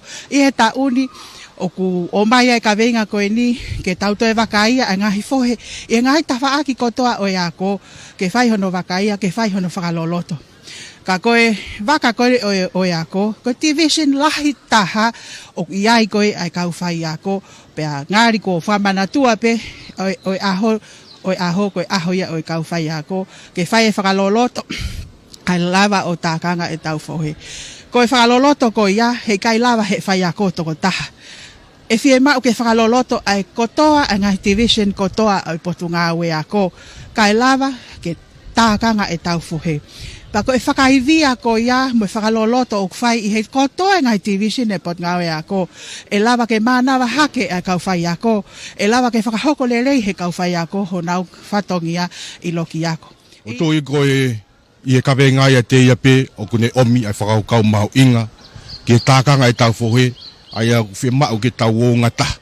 O ta tau pe ko haa pe ko whea wheitu o ku ke ngā ue whakawhai ako, whakaofisa ako, whi mau ke tākanga tau whohi. Pa ko whakaukau o e whakaloloto, ko tau si ila taktaha pe, pa whoi tui tui, ina whakaloloto e tau ngā ue, whakaloki ako, ka pehefo ke tau ngā ue ke ngahi ofisi. Ka ko whakaukau e motuan ki whakaloloto, ko tau tāri pe whakawhi asi sukalaisi ia fio e tau ngau o whako pa ki takmua e tau ngau whako ki tau mau ngahi loto lerei ki tau mau ngahi ngau e fio wofan pa mo tau kau ngau e pa ko e whakamahu inga ia o e tau ngau e whawhai ako he o tongan ki tau kau pa mo e iki ngahi whetu ko toa pe o tau iai ko e whakaloloto o e tākanga o e tau pohe I he waka o e ako kua pau ke tau alo kotoa. Ka alo ha pohe taha, o pau peke mota. A ua pe, ua li e pohe kotoa ki taha. O alo ake waka ako. O pau ke tau kun, I kuna I he leleila. Ko whai ako ka pau e ngau e whakataha pia moe. Et mini pule ako to koni moe kau tiuta, moe whanau ako, kou tui e malawa ke a usia e ngahi tau mua ako toa pe o ako o amana ke tau whakahoko. Hange ku te ongo I oku. Hanga he ka ve ngā whakamama tu e te mawhasia. Hei koe ola ko mao mehi ako e whanau, o me kai te whito pihi whai ako. Te o moi ahi whai ako I o mawhasia I ni whakatongia. Ka kune o moi o mamaa, he koe ola whakaluki fua o I ngā oe whakaluki fua. Kau whai tutu uni, kau ngā oe I loki ako, mo api ako, tau whanau ni a. O ko kau whatape I he poupou ki he ka venga kua tuku mai, ke whai ano whamanatua, I aho o e kau whai ako o e tau koe ni. Ai tau wha amu, ke tau ngāu e whātā, pia tākanga e tau whohe. Ka tau au sia, ha tau mua leirei I e kahau. Tala monua tu ke kau whai ako, wa ngāu e lahi ku nau whoe sia. Tau ange tau mau ha aho, whoni whiawhia ngofta koe ki. Tala monua atu mo tua ofa ki moutolu kotoa e kau whai ako I he otongani. Ofa ke hoko ka veinga o tau koeni, ke ne whakalot lahi ki tau tolu, toi whanguna ki tau tolu, ke tokonia ki tau tolu, mo tau korea ke eiko si sukalaisi, whakapapau o kune whaloloto e tau ngahi mo ui, ka tau hoko, ka ngahi fohe lelei, i he apiako, i he whonua, i he siasi. Tala monu atu, tawangi mo ek mafi ke ne fuaki viat ka ki mo tolu i he fua fatongi ak mo whakahoko kau whaiak i he tapa ke o tutongani. Tawang mo ek mafi ke ne o atu hapoto, o atu hatau ke, o atu hakataki, o atu haloto o kulelei, haloto talangofua, haloto mateaki ke tākanga ki e tau fohe. Kai whatu utalelei ai wakau e ako i he tau koe. Wate tala monu, ke teng moton ko toa pe, kau whaiako he o tongani. Patawang pe ke mo mau, aho fia, aho merino, ka mo aho o fon i he keres ai o tua.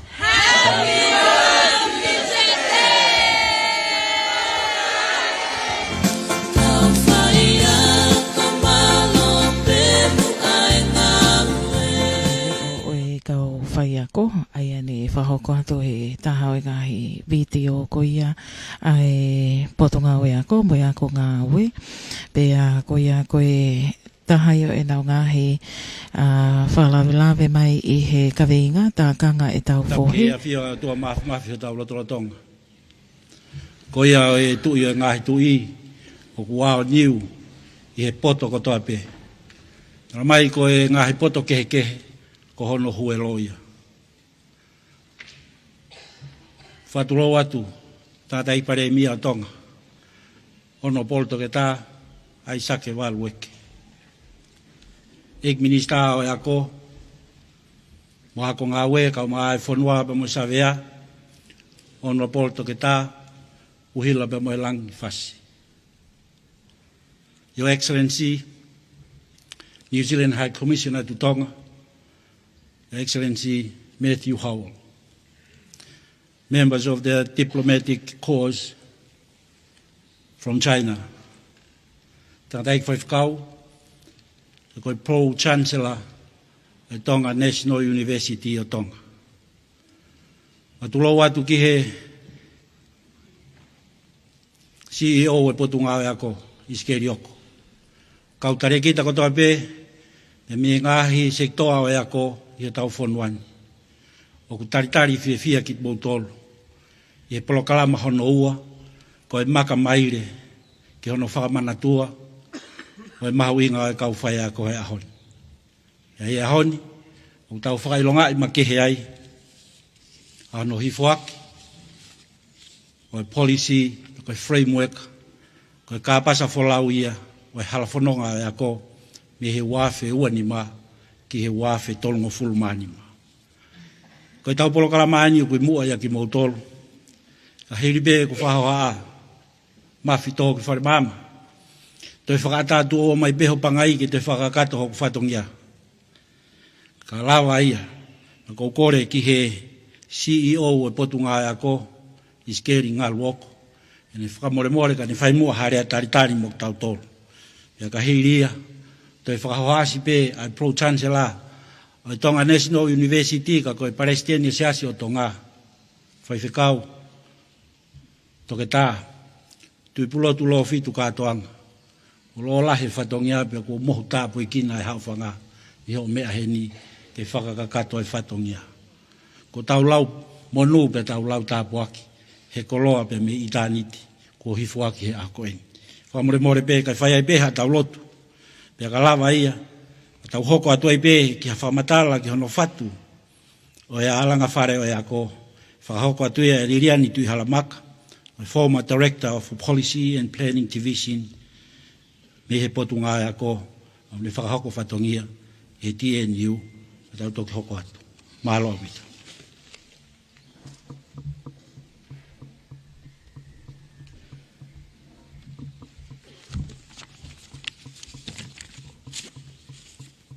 Ta moe a whia tō mafi kau muta tolu he ho wan. Ta moe eki whalangilangi o wau makeheni o ek pare mia Tonga Dr. Isaac Walueke. Ta moe tangata eki Palestini siasio Tonga Koe whakau toke tātu I plot kātoanga. Koe pro-chance sila o University whawhunua tonga. Ka moe I kinista a ko mo ngā we, tok tā hula mulang whasi. Your Excellency Matthew Howell, the New Zealand High Commissioner to Tonga, Councillor Ruin, representative from Chinese Embassy. Ya, ko talam ka pui, kau whake whakatapuni, kau hawa tu heke whakakato. Ka whatongia talitari, o e wau I Honolulu, ka langa whakareo e ako, wafi wani ma, e wafi tolong fulma ni ma. Tau whaftai ki o tua mafi, ke I pulu ane tuku, ai omi ki tau kau, he hoani, I whakakato ai whatongiani. Wou whafonga I atu I whahoani, e mista ako ma ngā we, pot ngā ako ma kau ngā ue. Pro-Chancellor University Whawhunua tonga, Vice-Chancellor ma kau ngā ue, University Whawhunua.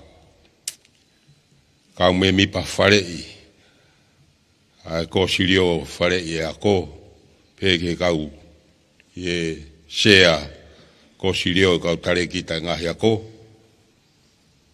Pea moe kāinga kotoa e ako, ai mau taritari mo loto honga ia, loto maa whana, ai feituna e pare mia tonga. Tokta ai sake walueke, o whakalangi e polokalamani. Mau lau ko mau koroa, ai whainga maari e ho taimi e ho wani, ka tau kau whataha, o whakoroa ia ke mau tolu. Your Excellency, Mr. Matthew Howell, and the members of the Diplomatic Corps, welcome to this occasion, which is the launch of the Tonga Educational Strategic Policy Framework 2025-2035. Appreciate your attendance in this program. Ke kau taki ako, kau mamahi I ako, mo e kāinga kotoa e ako, tali rei ki mautolu, I polokalamani. Lawa I pe ne fuoloa e tau tatari, e ne tuai e ngā oe ki ai, ka ne whapapau I pe o kulelei. E ne tataki e ngā oe ki taimloloa, ne fuoloa e tatari, e hange ka I kai, ka ne kotofa pe ono taimi, ne kotofa pe ia, ko e ahonia.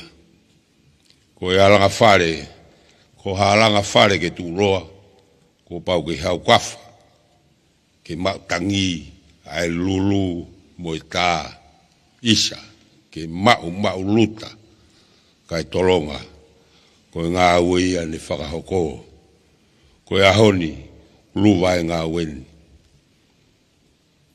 Ko e kakala ai tonga, ko e fuoloangi ono tuku, a mahi kau, pea kutoki ala hamai ono manongi.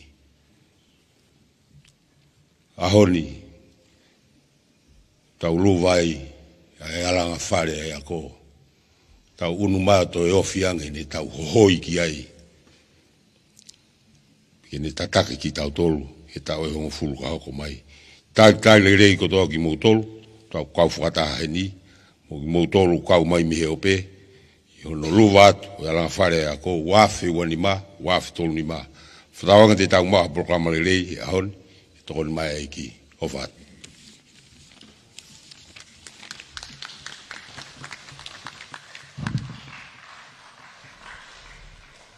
Kaurotu.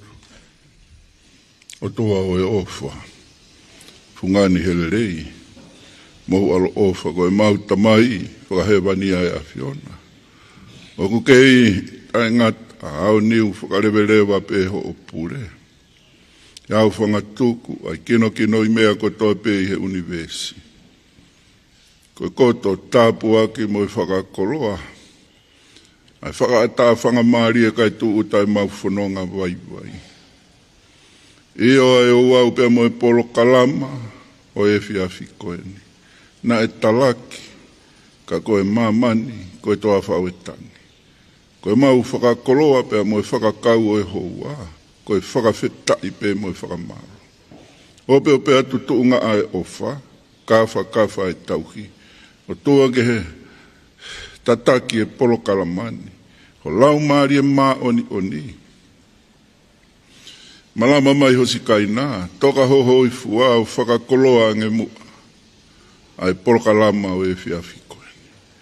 O koe kai puri, ai ngā ue, ma ngāhi palani ku o whai. Ka umau ilo, koe tangata. Koe kaupo uri ange whau, kai whakawhetai, hoa tā maarie, mau ai pē, ai kaha uia he awhio mai ai awhiona. Ko koe ea ho mau whakatoa me rie anga, ho mau amanaki le rei anga. Toko amua ke whakakakato, whai tāpu e kena whakataha ki mau tolu, he ho wā, eo ai whakawhe whakalangi o e whiawhikoeni. Eo ai eiki pare mia o tonga, Honorable toke tā aisake walueke. Pea pehe ki he eiki minista o e ako mo e potu ngā o e ako. Io, ai e ako ngā o e, whakakoloa, whaitāpu i kena ange. Toke tā uhila mo e langi whasi. Kai uma e kotoa, kau tare ki tā ako pea mo e kau ngā ue he potu ngā ue ako, ki mau tolu kau whai ako, pea mo e kotoa, ki nau tolu o ku whanongo mai he ngalu e amo e ngalu ope. Toko mua ki ho lau maari e maa ni o ni kene whai ho mau whakakoloa mo mau tataki, e whakakato e whatongia o e aho koeni. Ko e mau lotu e mo e mau tautapa, to unga pe ia kalaisi ko ho alo, ka ko ho mau whakamo ui. Amen.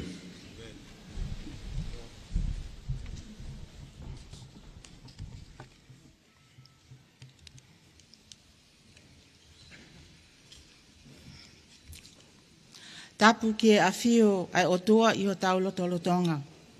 Tapu mo e hau e whanua, tamatu i ko tu pou onu. Tapu mo e tāhini kuini na nasi pau. Tapu mo e tama pilinis kalauni, tu pou toa uru kalala mo haa mo e hofo. Tapu mo e eiki pale mia, koe whakaafe whakalangilangi, Honorable Aisake Eke. Tapu mo e eiki minsta o e ako, Dr. Uhila Moelangi Fasi, mo eiki minsta o e kabineti a ene awhio. Your Excellency, High Commissioner of New Zealand, Matthew Howard, and members of the Diplomatic Corps, tapu mo tangata eiki whaiwhekau, Reverend Dr. Tuipulotu Katoanga, mo haalotu. Hu whangatu he tala whakatapu kakato, ko osi hono au whaki, kai ata mua mo oku, ke o whakahoko atu ai whakamatala ki hono whatu ai alanga whale o e ako pe o kuiloa koe TES, PF, wanoa wanima ki o wanoa tolu nima. Pea te o whakahoko atu ia i he lea whakapilitānia. The first Tonga Education Policy Framework, TEPF, was from 2004 and ended in 2019, a 15-year period. It was funded by the New Zealand Agency for International Development, or was known as NZAID. The Ministry of Education and Training then commissioned a comprehensive review of this 15-year policy framework, 2004-2019. The review was again graciously funded by the New Zealand government, MFAT, in the year 2020. The consultancy team responsible for this task consisted of none other than our own known local education experts. They are the late Right Honourable Professor Anamaui Tauwheulungaki, Dr. Seula Johansen Fua, and Dr. Uhila Moelangi Fasi, the Honourable Education Minister. The review report was produced in 2021, which evaluated the activities of the first education policy framework and the implementation of its 17 policy areas. These priority areas were aimed at improving access, equity, quality, the administration of education in Tonga, and some of the key recommendations from the review included: first, strengthen the policy planning and research unit and IMIS to improve data collection, planning, and monitoring. Second, revisit the curriculum frameworks. Third, develop a national assessment policy. Fourthly, expand TVET programs and improve teacher supply and quality across all subsectors. 5, invest in ICT for teaching, learning, and administration, as well as explore distance education options. And the last one, enhance community engagement and partnerships with industries and stakeholders. The designing of the new Tonga Education Strategic Policy Framework, or TESPF, 2025-2035, is a 10-year period. After the assessment or the review results were released, the consultancy team and assistants ventured out to conduct broad national consultations. The process of national consultation practically covered the whole country, which included Talatala, interview sessions with teachers and communities in Tongatapu, Vava'u, Eua, Ha'apai, Niua Fo'ou, and Niua Taputapu. There were also teacher and student surveys, questionnaires that covered all education systems and the community. The consultants with the communities went well, with the general support of the town officers and district officers on the islands. The sources of data and information included the Multiple Indicator Cluster Survey of 2019, the Status of Pacific Education Report, PILNA data, and annual reports and official statistics from the Ministry of Education.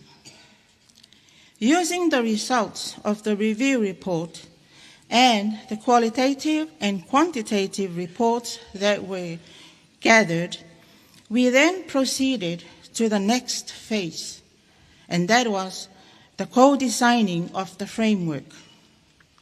Representatives from all education systems in the country came together and participated in writing workshops for 3 weeks in the development of the new framework. The co-design process was inclusive, participatory, and collaborative. The design of the new TESPF linked the policy to the National Development Framework that's ending in 2025, and plans are already on the way to align with the new Tonga National Development Framework. The new TESPF is also linked to the Regional Education Policy Framework, or known as PACREF, and to the Global Sustainable Development Goals. The draft TESPF was peer-reviewed by a group of Tongan consultants from New Zealand. The findings from this review were positive, with no major changes to the document. The draft document was also presented to teachers in Vava'u as a test of concept, and their feedback were included in the draft document. Likewise, there were also comments from the New Zealand MFAT consultant and the Ministry of Education. The draft framework had met some delay with the previous management some challenge in the usage of some terms in the draft TESPF, and this delayed the implementation of the policy for 3 years. However, despite the setbacks, delays, and some minor revisions, it is with great pleasure that the new TESPF 2025-2035 was approved by the Education Advisory Council earlier this year and recently by Cabinet. In conclusion, I would like to acknowledge the former Prime Minister, who was the Minister of Education and Training at the time, Honourable Huakawa Meliku, New Zealand MFAT, and especially to the people who were involved in the development of the new framework. The consultancy team, as mentioned earlier, the late Honourable Professor Ana Maui Tauwhiulungaki, Dr. Seula Johansson Fua, Dr. Uhila Moelangi Fassi, Honourable Minister of Education and Training, Rob McIntosh, New Zealand MFAT consultant, the staff of the Ministry of Education in 2022, the CEO, directors, senior staffs, principals, and teachers in Tongatapu, Eua, Ha'apai, Vava'u, Niuafo'ou, and Niuatapu. The directors and representatives from all the education systems, and last but not least, the district officers and the community at large. Today, we are celebrating the fruition of your inspiring contributions, your positive approaches, and professional integrity. Mahalo au pito tu au fatu.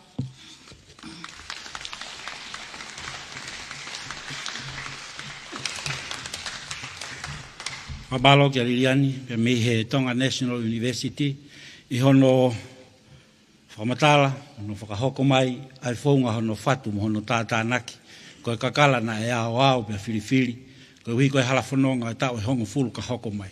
Kei ki utoi whakaloloa ka hange koe tau polo kalama, o kou whakawhi I heni, a eik minista o eako, ono poto ke tā Uhila Moelangi Fassi. Ke ne hanga o whakatau kei ki tau tolu, ki he ālanga whare, kua whatu. Pea ka hiri a, pea ke hoko atu ai peho no luwa ki he whakalangi, ai ka pasa wholauni. Pea ka lawa ia, pea kou whakawhi ai pe, pea moe whakalangi, ke tōha koloa, oi aho, pea moe polo kalama. Malo obi.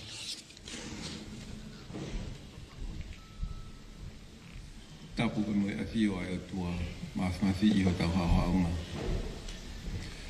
Whatapu ki he tangata I pare mia tonga, Honourable Dr. Isaac Valueke. Pe whakatulo, pe moe ngahi tala whakatapu kotoa, ko os whakahokot me moani, kai ata ki u whakamalmalu atuai. Ke whakahoko e whatongia koen ko mai mo ko I he hata whakoloa koen. Ke o atu, haki whakatau kei no whikawaki, pia moe ka kano o ngawe koen. Ko whi whakamalofu ken ka Liliani, tui halamaka. I whakamatala mahino, ki e whaunga pia moe halafononga, na e whau mai ai ngawe mahoinga koen, o au mai ki he ahoni. Kau kamata pe mua tangata ek paremia mua ki pui tua no whikawaki pe mua ngawe koni. Ko whaamfo ke whamahino. Koe uluaki halafonongani o eako. Na e whatu, e kakai tonga, o whakatatau ki he fie mau ai tonga, pe mua e atakai o tonga, pe mua whakaamu, pe mua ngahi misi ai kakai o tonga. Ko ngai halfonong ki mua nai whau e kau muri. O whakatewhito ia I ngahi motolo pe ko ngai whaunga muri nana o mai. Kau whawhiawhia ahoni koe ulua ki halfonong ane ako ki he tau e hongo fulu ka hako mai. Ne whatu pe mu whakau kaui. E tunga mātua pe mu e tunga whina mātua tonga. O whakatatau ki he whina mau e kakai tonga. I tau wa noa tahiwa, ne whakakato e ulak palani ngā au e tau lahi, e put ngā oe ako. Pe ko ia na ilo I koe tonga Education Policy Framework, o e wafe mawha ki he wafe taha hiwa. I hono whakakato o e taim ngā aue koen ki he tonga education policy framework wafe mawha ki he wafe taha hiwa. Nai kore e pot ngā wea ko ki he wātokoni ai pure anga Nusila, Ministry of Foreign Affairs and Trade, ke tokoni ki hono whakotu utu, ha halanga fōu o ea ko ki he tau e hongo fōlu, ka hoko mai. Nai whakahoko hawakai ki he ola o ngā ue ni lava me he waha taimi o wafe mawha ki he wafe tahiwa, ene mui ki he tonga education policy framework. Koe taha o leson mahu inga na eako me he whounga hono whakahoko o ngā ue koe ni o framework ki he wafe mawha ki he wafe tahiwa, ni kawa e ngai whakaukau koe ni. Whie mao ke whakakaukau i he parani a eako, ke whakakau i he palani o eako, ai whakakaukau ki he whalakalaka o eako o kutu uloa. Because Sustainable Education Development. Me whakaukau koe ni, o ke whima o ai ke poupoua, ai whaunga o eako. Kai pehe ki he whaunga, pe koe process, o ke whakahoko ai a eako. Me whakaukau koe ni, ne mahui ngai ke whakahoko hatokanga make, ke whaunga ngā au e lalahi e whaa. Ke uloaki, koe tataki, o ia koma ai whanua. Koe ua, koe whanua mo ka inga, koe waa mahu inga o ia ko. Koe tolu, koe ngā au whakataha, mo e waa kehe o ia ko i tongani. Pe mo e waa to koni mi he Pasifiki, pe mo tua pureanga. Pe ko hono whaa, ke poupoua pe whakamua ai whetu utaki, whiongo ngoi, pia mo loto tō, ke ako ha ilo fo ou, pia mo whiako aki. Koe alanga whare o ako, tau, wanoa wanima ki he wanoa tolu nima. Koe hala whanonga fo ou o ako, pe ko ia ko ui, koe alanga whare o ako, ko whakotu uia koe tau mua, ki he waka o ako, me he wanoa wanima ki he wanoa tolu nima. Koe ka winga ako ki he wanoa tolu nima, ko whakotu uia, koe ako fungani o kukanoloto ai, ai koe o tua motonga ko tau tofia, aki ai tau ka whataha. Ke ausia e ka winga koe ni, ko tuku mea e whekau, pe koe misiona, ke tau ngau e whakataha.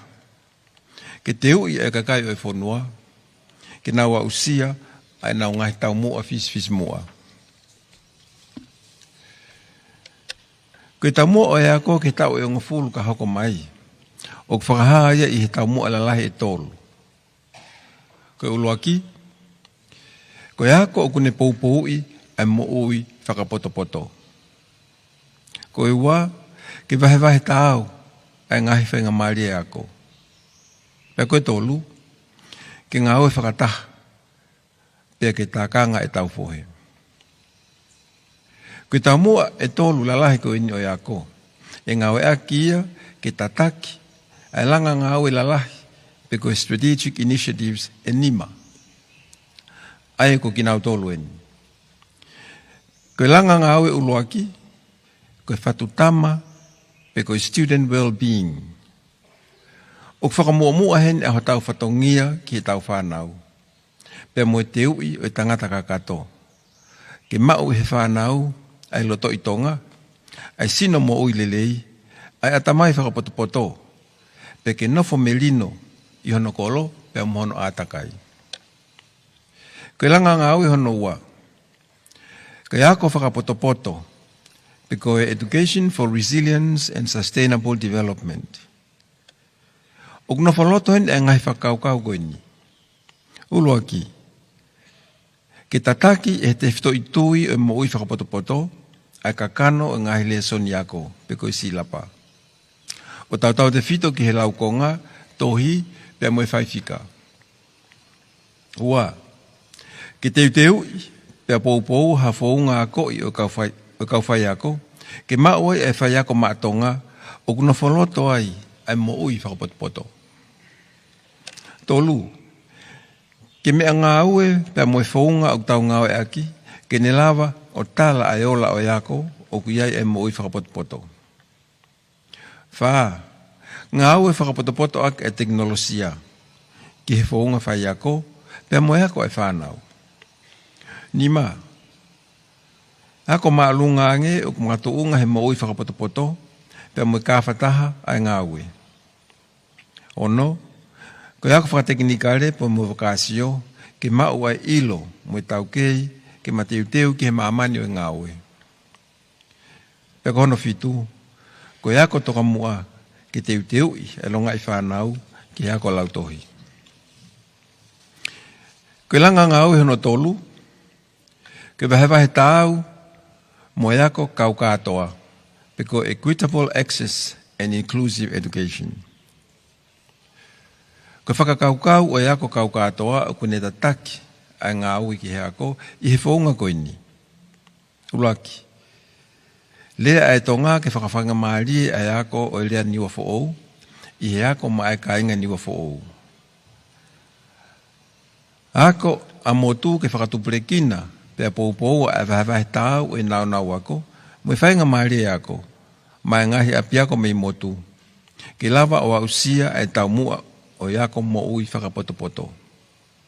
Tolu, tangata pe whewhine ke whakatuprekina ha whaunga ako, ke malawai e whanau tangata, pia mo e whanau whewhine o ausia e tau mua o ako mo ui whakapotopoto. Wha, koe apiako kau katoa, ke whakatupulekina pe whakaivia a apiako kotoa ke hoko koe apiako kau katoa. Ono, koe apiako o kumalu, ke whakatupulekina pe whakaivia a apiako kotoa pe ke maa, malu, pe ke hoko koe api hufanga. Koe langa ngāui hono wha, ko whanua pe moka ainga. Because partnerships and community connectedness. Koe honga whakaukau o kune tataki ai ngāwe koe ni, o kumau ia mei he tui ko api ai uluaki api ako. Pea mo tui hono ua, o tau alofi ai waka o ako. Pea o tau whakataha heni i he whakotu ngāwe lalahi koe ni. Koe ka ainga o ako. Ke whakaivia ai ngā ue whakataha, pia moe whepōpō waki i he whonga whetutaki o kumau, pia kakato ai ilo o kuwahewahe. Pia koe ka inga o ako, o kukau kotoa ki ai e whai ako, pure ako, taki ako, me he ako pure anga, ako siasi, pia moe ako toka mua, lautohi, korisi, pia moe ako maalunga ange. Ko ki tau tolu hono kotoa, koe ka inga ia ai ako. Koe ka inga ofi o ako. Ke toko nia e whengawe aki, whetutaki ai ka inga ako, pia moe kau mātua. Kau tauhi whanau, ka inga tonga na whamuri, korisi tutuku, kolo, pia moe siasi, ke mau haka hau whakapotopoto o i tamauhi. Koe ka inga whaingataa o ako. Ke whakaivia e ka inga whaingataa o ako, i he nau whetutaki, pia moe potu ngā au whakapureanga. Pea moe kau taha tau taha ke ngā au whakataha ke poupoua o ako. O kau mai ke he kainga koe ni, ai kau taha tokoni, o kau ei tokoni whakapaanga, pea moe tokoni whakateknikari. Koe langa ngā au hono nima. Koe tākanga o i tau whohe, pe koe governance and leadership of education. Koe whakakaukau o kune tataka e ngā au koe ni, koe tākanga o i tau whohe i he tui koe ako koe koloa e whonua. Pea ke whakahokoin i he whounga o kulawa ke malui e whounga tatake o ako. Ke whakaivia i hakawat ki ai ha whounga o kutu uloa. Kau katoa mai ki ai. Pea ke wahewahe e ilo mo poupoua e whetutaki pea mo whakahoko aki o ngā ue. Ki whakahako ai ngā ue i ha whaunga o kumahino ai laine tariui. Pea mohono tautou wakai e whaunga ngā ue ki whakapapaui o tau whanonga ki he tau mua kua tuku ki he wanoa tolnima. Ki lava o fua mo wakai ai ola o ngā ue. I ha ngā ue aki o e whaunga emis o ngā he whakamoon pau, pea mo ha whaunga wakai mo sivi o ngā ue o kumalohi whiunga. pe koe monitoring, evaluation, research and learning. Koe hoko atu, pe koe sio ke he kahau. Ke uhi ke whakahoko lelei, e tau mua ngau e langa whare o eako ki he wanoa tau nima. O ko whakaamu ke tau ngau e whakatah, i he tau mua, koe takanga e tau fohe. Koe whatongia o eako, koe koloa ia ke tau tauhi. Pe ke whakalakalaka ma ai whanua. O tau kau kātou i he whatongia koe ni, he koho tau whanua, pe koe tau whanau, pe koe tau wako. I he hoko at ke he kahau, e ngau e waofe e pot ngau e ako, ko si leo whale o e ako, pe mwe komit e kautale ki tāko, ki hono whakotu utu e palani ngau e ki he whakahoko, o e langa whare o e ako wanoa tolunima. Ko hono whoaki pe ko hono luwa o ngau e. Ko fia ke whafofonga i ata e pot ngau e ako, pe mwe kai ngā kokotoa, kai pehe ki he hoa ngau e, pure anga nusila. Ke whoaki atu ki he tangata e palemia. Palemia, ona pol tokta aisake valueke, ai tohi koeni, ko e alanga whare o eako, wanoa wanima, wanoa tolnima.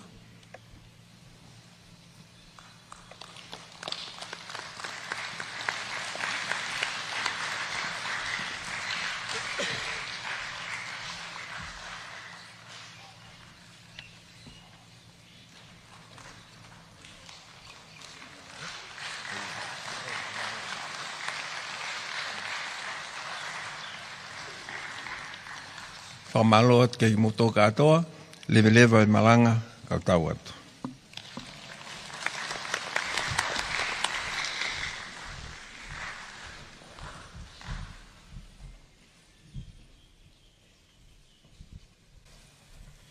Whangamari e koe ni, whawhi e tuai pē, whawhalang e aho, a koe eik pare mia o tonga, ono pol tokta aisake walueke, ne tō mua hako loa, o ngā ue kua lawa. Malo.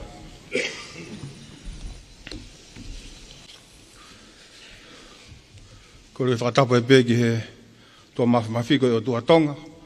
Whako kore ke u whakatapu ki he haua tonga, King Tupawono. Pe pehe ki he tahine kuini, naspau. Pe ko kore ke hu whanga he whakatapu ko oso no a whaki. Ka tā ke he motuan ki ne whakahoko ai whatongia koeni. Tau whiawhia ko toa pē, tau au mai ki he hoa koeni. Ko hi koe whatongia mahu inga koeni. Ko whotu mai, ko alanga whare ia, ke ne tataki tau tolu, he tau e hongo fulu ka hoko mai. Ka kumo mea i pēwho koe ako. Koe ako, koe whekumi ki he mooni. Koe tau mua whukoe ako. Tau whekumi ki he mooni. Pea kai ngatai, koe whekumi ko he mooni, whai ake mea ngā ue ua. Mo usi mea i pē moto. Ulaki koe ilo. Poto i ngā ue, mo tau kei. Paka ona hoko, ai poto. Poto koe mi whakapoto poto. E koe knowledge and wisdom. Ka whaamu ko tō taha ako ne mau e mea ko ia. He koe mea i pē koe ako, koe ilo, mau ia ko mea ko te ilo i.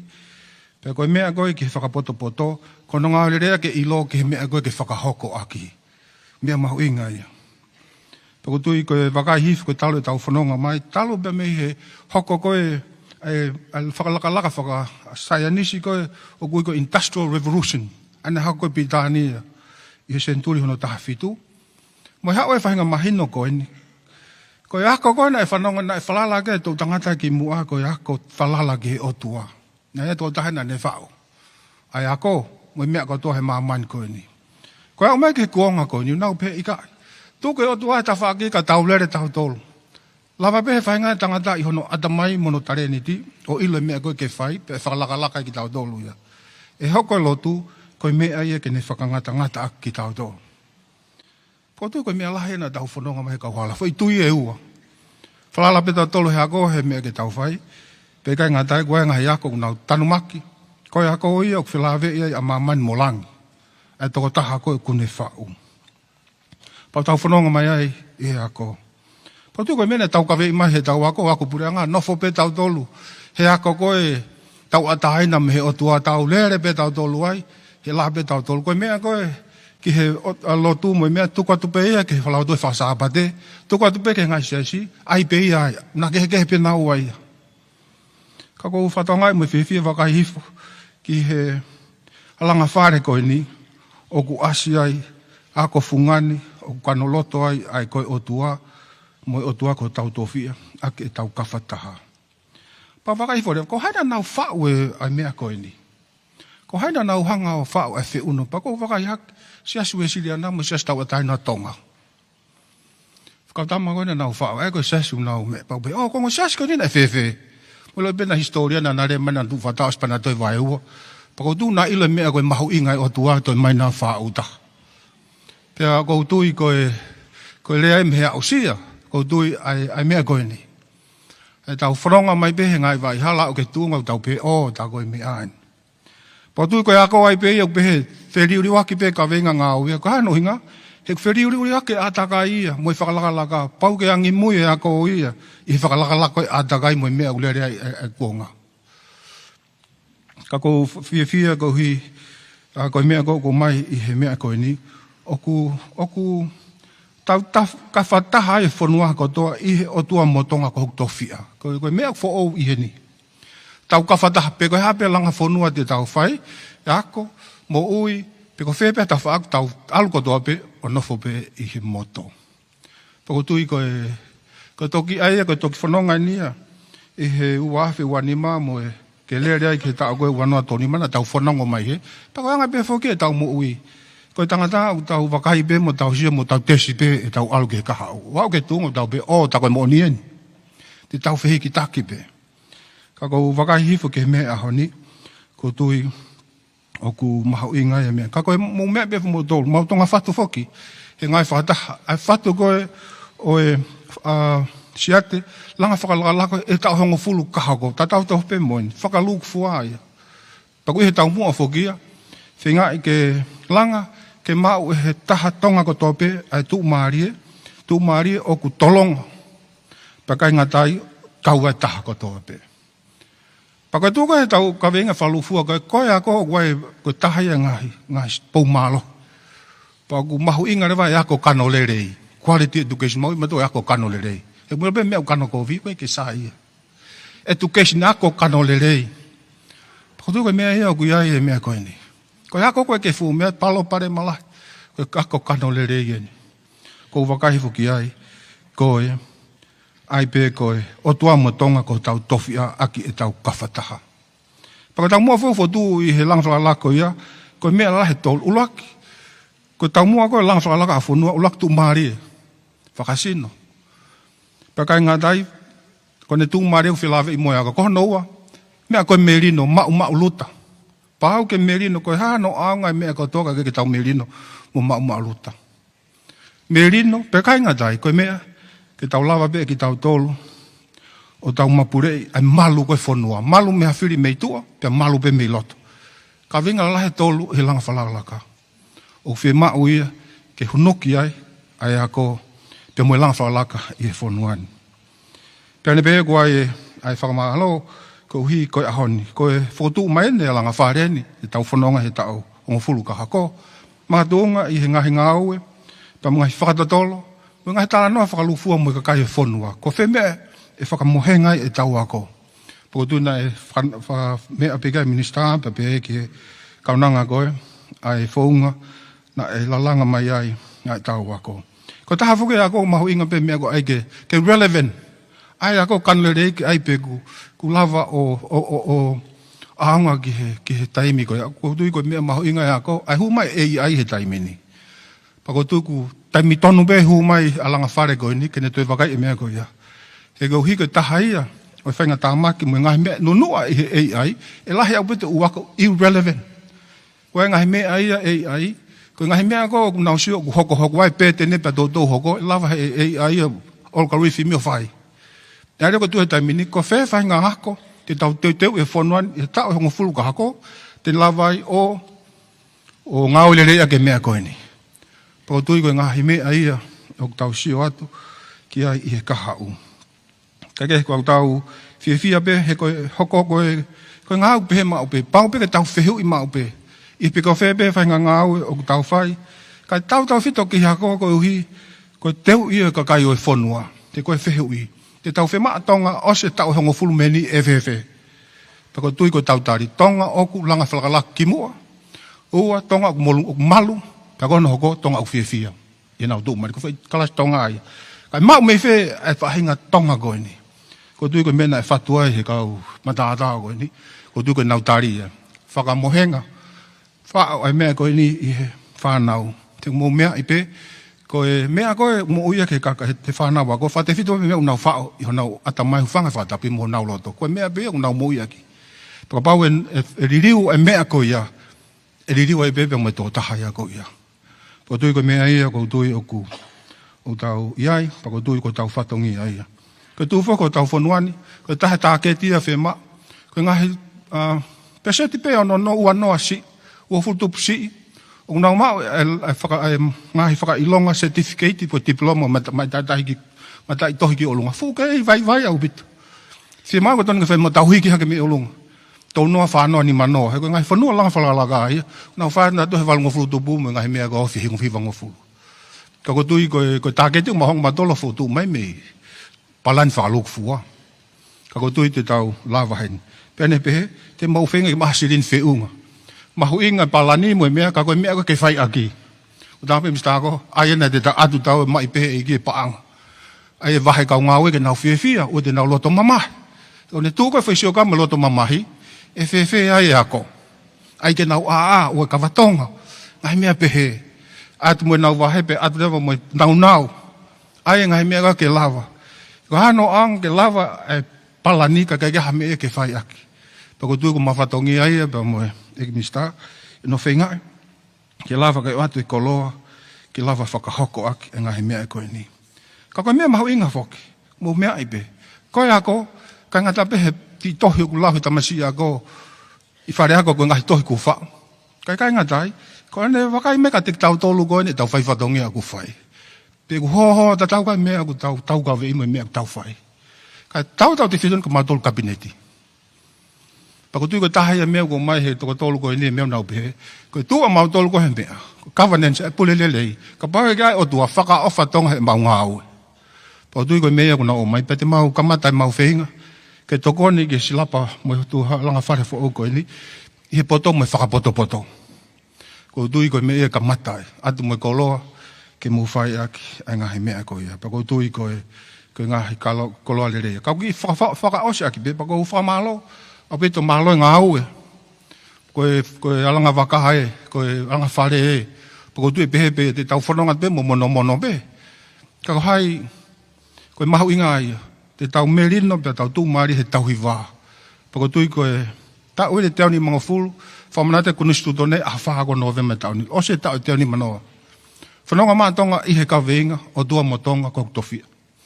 Maulere ato wakai ngai whanoi Pasifiki he whakatahaka i uena. Koe nihi ko toki o nonoa, nihi ko toki ni manoa. Ka tau eke, na e whewhe ai whanonga maa tonga. Lola tonga e malo, ai whenga e ngai whanua hauke nau puke, e ngai whanua e gike maha nau tūmare. Kai hao mai pia tonga. Pa koe whi, kai mea ku hao maa tonga. Pa ko tui koe lahi e tau tui. Ko hi koe whakamumua, koe mea ke whakamumua. O tua mo tonga. Pea o mai pe ia, o whae ke tau ngā aue. Pako tui koe mea. Hiku tau ope whoko ngā aue. O ko te sai pe ia te unga e koe, tahate ke siomo koku ilo. O te ilo e koe. Ka koe te ilo e koe, a whiawhi o tua mi olunga. O te mana wahai o whaile rei. Pako tu mahu inga ia ke o mai e ka venga koe o tua mo tonga. O e whai noa ia. Pa ua te ke whai e mea, pe te ke pehe te ke hā tuku ia. Mau tolu koe ni olunga, tokanga ke mea koe ia. He koe uhi, koe mea tene tuk tau, te mou. Koe mou mea, koe ilo mea koe a whio tua te ke ngāwe māloi. Ai ho reso neo teiteu. I he whiawhi. Ua te ke whaek te fwoi mao koe tau e whāko osi. Ai o fwli riu kehe hange whonga. Ko tui koe tau mea ai. Pa ko tui koe halanga whare e. Koe toini ki tau tōtu tau ngāwe e halanga whare. Pa te mau kau kātoa te pēmuk mao tōlu. Ngai pe koe mea minister ko, koe meni a tau tōlu kātoa. Ko pau ke tau ngāwe i kotoa pe. Mea koe. Ka tu kau whakaosi a lau e toi tabu he mea koe poto. Pa ko tō be mea sione vahe. Se misi vahe tōlu. Ves taha tōlu ke he taha walu. Ko hai ia koha ia teki mo tōlu oku poto mo ilo mea. Fui whihu ia na se misi. Kene ai ke haa ne ngahi ngawe I he lerei e ne toonga. O tau aki ai anga vai vai, a poto. Koe lotonga o kui ho mauloto ai meheka, kona mo tanke tu o ata, pea ine pe oa te mo afungi, o whakasika kai, mo lohi aki ai mooni, a kofo koe mooni. O kui kai ko enia ai poto, u alui fo mei olunga. Ka oku whaka e mahamani, pe whaka atamai pe whaka volo. I longa poto, oku i kai, ia ai meheka mo tangi, ke tu ata, oku ai maa veu, mo ngā ue kou furi pe. Ka koe poto, oku mei olunga, ko noanga tu ki mua, koe maa, pe hek hoko ai, mo ene melino, mo ene anga whaka atui, o whaka ore, o mohu manawa ofa. Pea fuhi ai fua lerei, tau whaam koe hoko koe fua lerei whanau te nau. Huata pea koe, fau mei osta hangu fuluka hako, fua lerei moni koe whanau, koe hai mena i koe hiko langa whare koe. Pea koe ikai ngutu ua, pea ikai ke momore o lunga. Pea koe eni, koe fua, koe maa oni, ko hono tō o ku whai I he merino, e ki nau tolu, o ku whatupu merino. So I'd like to thank the New Zealand High Commissioners and all for financial assistance. You have provided all along during the durations of these projects. Today we have seen the final product that we have provided for us to guide us over the next 10 years. I'd like to thank you and also all of those who have actually participated. The question now how to make it a reality. We will provide resources, that's our responsibility from the government, and work together with you to make this as a blessing for Tonga. Mahalo au beta.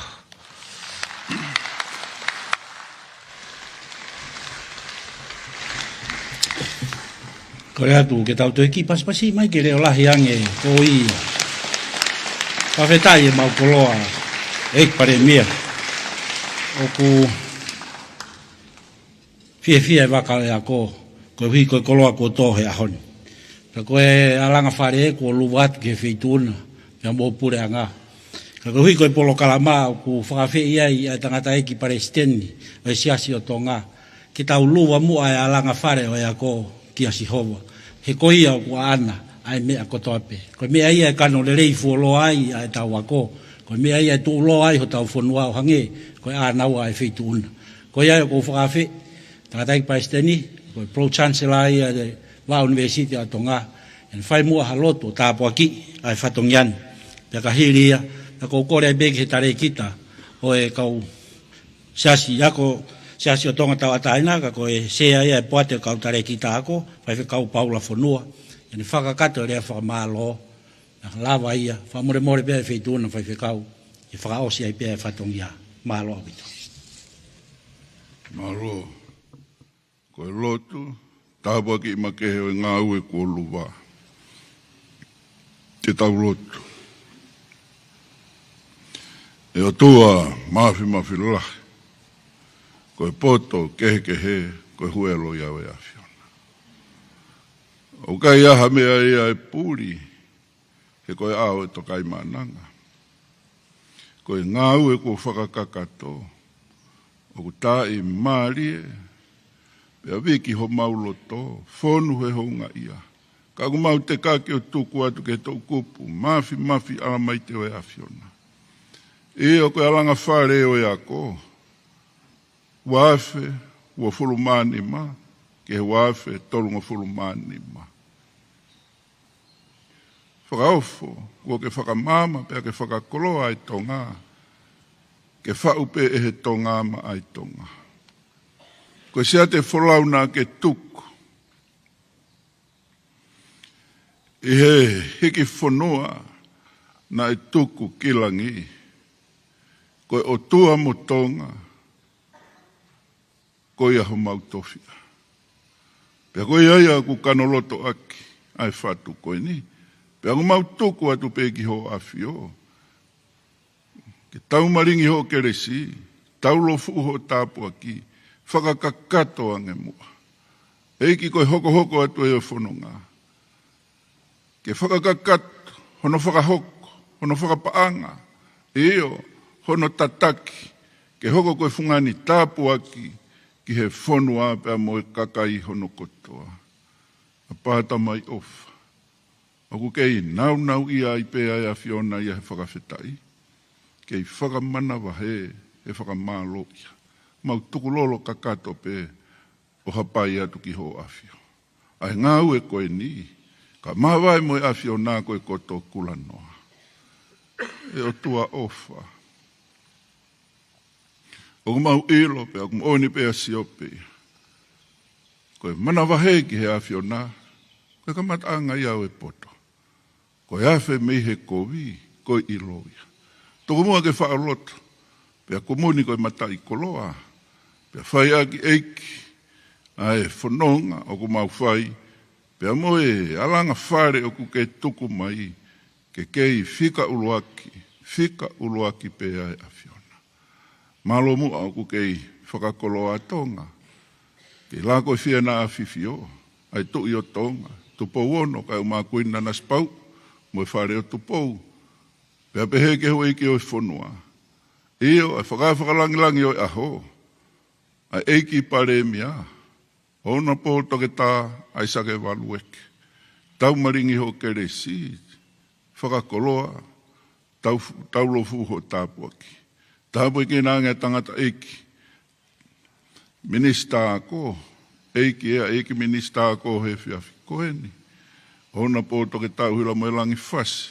Kai uma ai si kau eiki whakafofonga, whakatepilo me tika, o ngahi whanua muri o mau kau whakataha. Hapai o momo i atu ai hoa tamai ofa, kotoa. Ai potu ngā ue ako, ai pure anga o tonga, ai ngahi kupu whekau aki kotoa pe, ke mau kau whakataha mua. Eo, he whakakakato, ai tataki, moi pure, moi whaitutune hea Fiona he ngā ue kolawa. Tuku kei au ai pe langi mo i whakawhetai.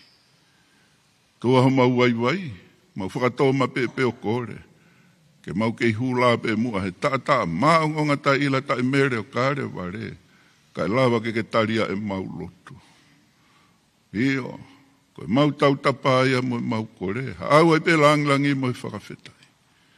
Tua e, awhi o fofonga pe a toka hosikai nā. Taria mua e mau lotu mo i mau tau tapaa. I kai hatoi huafa, tōnga pe i a kalaisi ko. Alo, ka koho mau whakamu ui. Amen.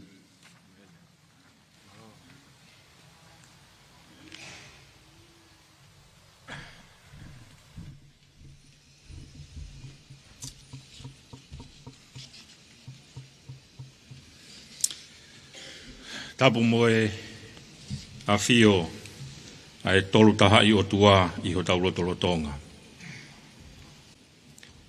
Tapu pea moe whakawhi whakalangi o i aho. Ka koe eiki pare e mia o tonga. Toke tā ai sake walueke. Tapu ki he eiki minista o e ako. Toke tā o hila moe langi whasi. Tapu atu ki he tangata iki Palestini o siasi o tonga. Whaifkau toke tā tui plotu ka atuanga. Tapu pea moe hai komisiona o Nusila.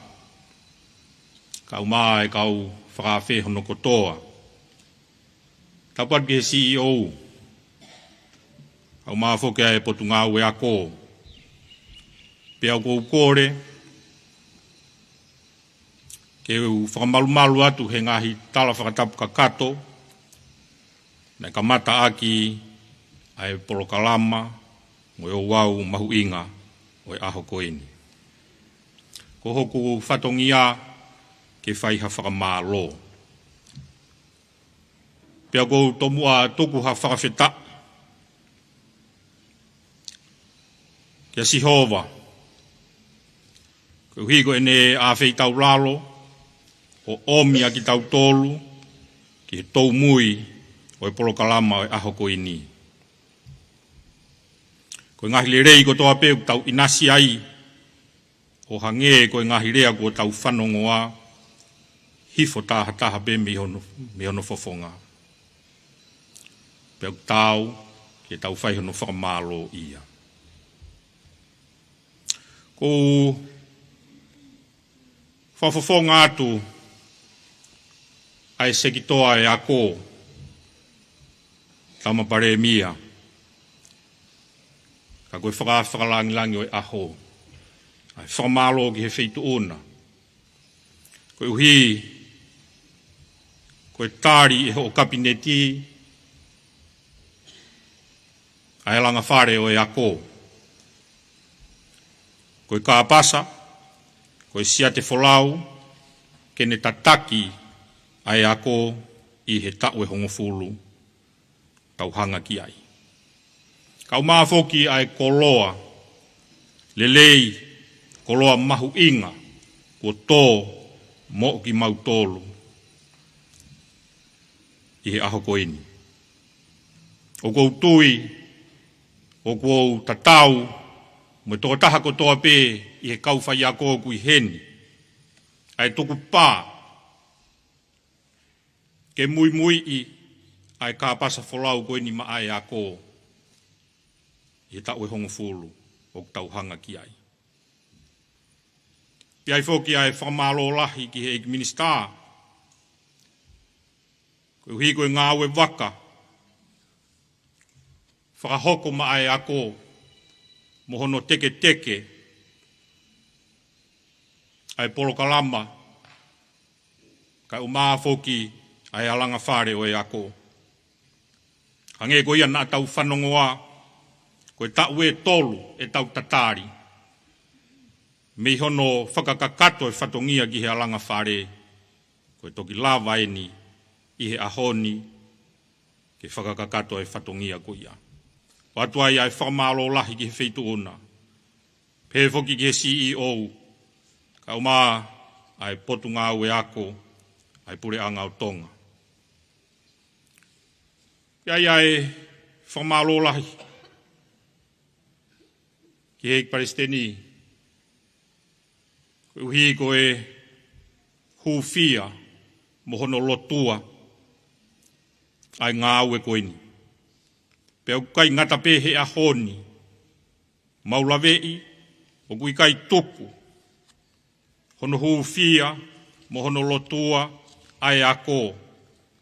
E kautaki lotu, ka umai ngahi siasi hono kotoa pē i he otongani.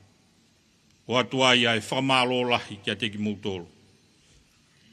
Hono manatua, ai ngāwe mahu inga koini, ko hono teui a e tau whānau, ko uhi ko honau kaha.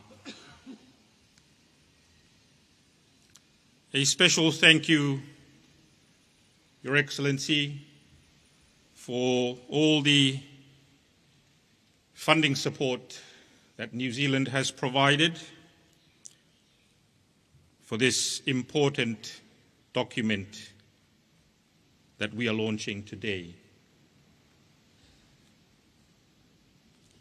Ko watu ai whakamalo ke ngahi kupu whekau aki hono kotoa pē.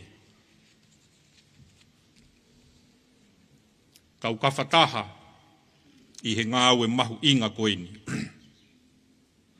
Pea kui kai ke umaue au ha lea whiunga. Ke whakakakato aki ai whatongia whakamalo koini. Ko whawhawhonga atu pē ai si kautare ki ta ako. O ngāhi sistemi ako kotoa pē i he otu tongani. Ke whakahoko atu kia teki mautolu ai whakamalo. Ko whakatulou kia mo eik Palestini. O kuiai ai ki i vesi, to o mai. Koe laueni ai apostolo ko Paula, i he ne tohi ki he kakai o loma. He oku hange, oku iho tau sino pē taha, ai ngahi kupu lahi. Ka oku i kai whai ai ngāwe tatau, e he kupu kotoa pē. O pehe pe foki aki tau tolu. Ko e toko lahi, ka ko e sino pe taha ia kalaisi. Pea ok tau fe aonga aki whakataha, ai kupu kotoa pe. O mie Paula, ai rea koeni, fe aonga aki whakataha. Tau whanongoa, ai kaweinga o e aho o e kauwhai ako ki he aho ni. Ka umae ngahi rea maarie mo mahu inga ko tau whanongo ki ai i he aho ni.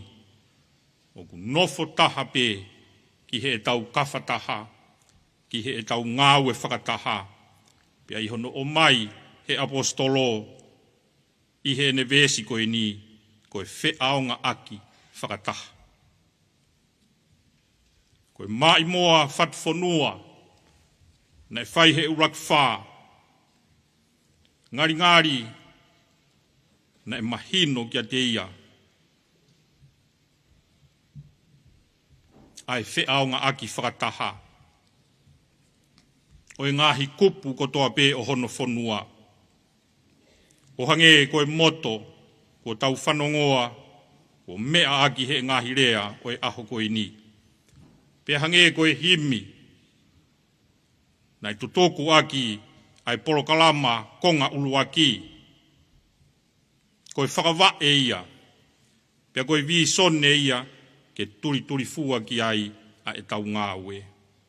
Koe alanga whare o e ako, aia o ku tau luva i he ahoni.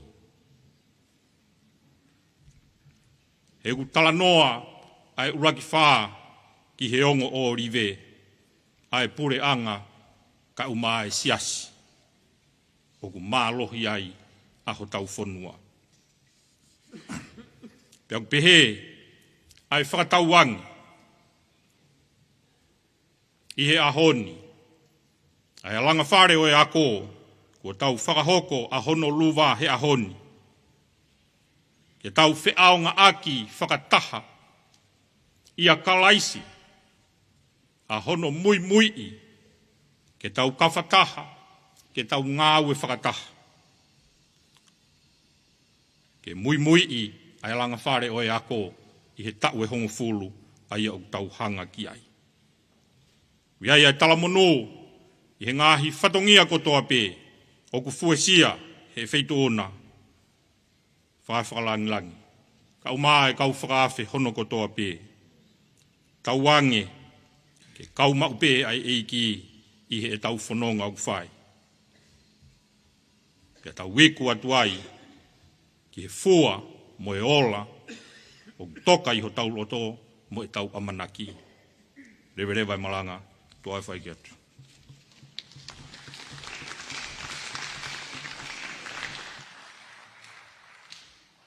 Tau whakaosia kia e kelesi. Pea koe tāpoa ki ai tamai, o whalahia e kosi sukalaisi. Whiohi, ma lau maria ma oni. Ho ngahi alo o whā, nonga, melino, ho tāpoa ki. Kia teke mautoluni, hono kotoa pe, o amua na ahiri, kai whai pe o taingata. Amen.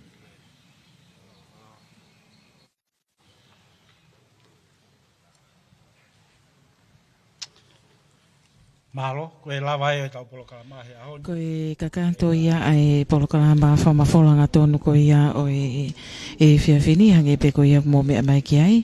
Ko Kelesia e he tangata e ki Palestine e sea se o Tonga. Ka koe Pro Chancellor ia ai University whawhanua a Tonga. Pea koe kakato ia a Honolulu koe ni ai ngā ue ki a langa whare o e a ko pe koe Tonga Education Strategic Policy Framework ki he tauni. Whawhawhunga e te peka o whawhatongia o e whiawhini le te omo e televisione Tonga ko Hilda Minoneti mai le taufa pe foki ki a manato waka pe maului tin mani soa a ki meta ko a hala fwe koloi malo apito mo mea mai ka mo mea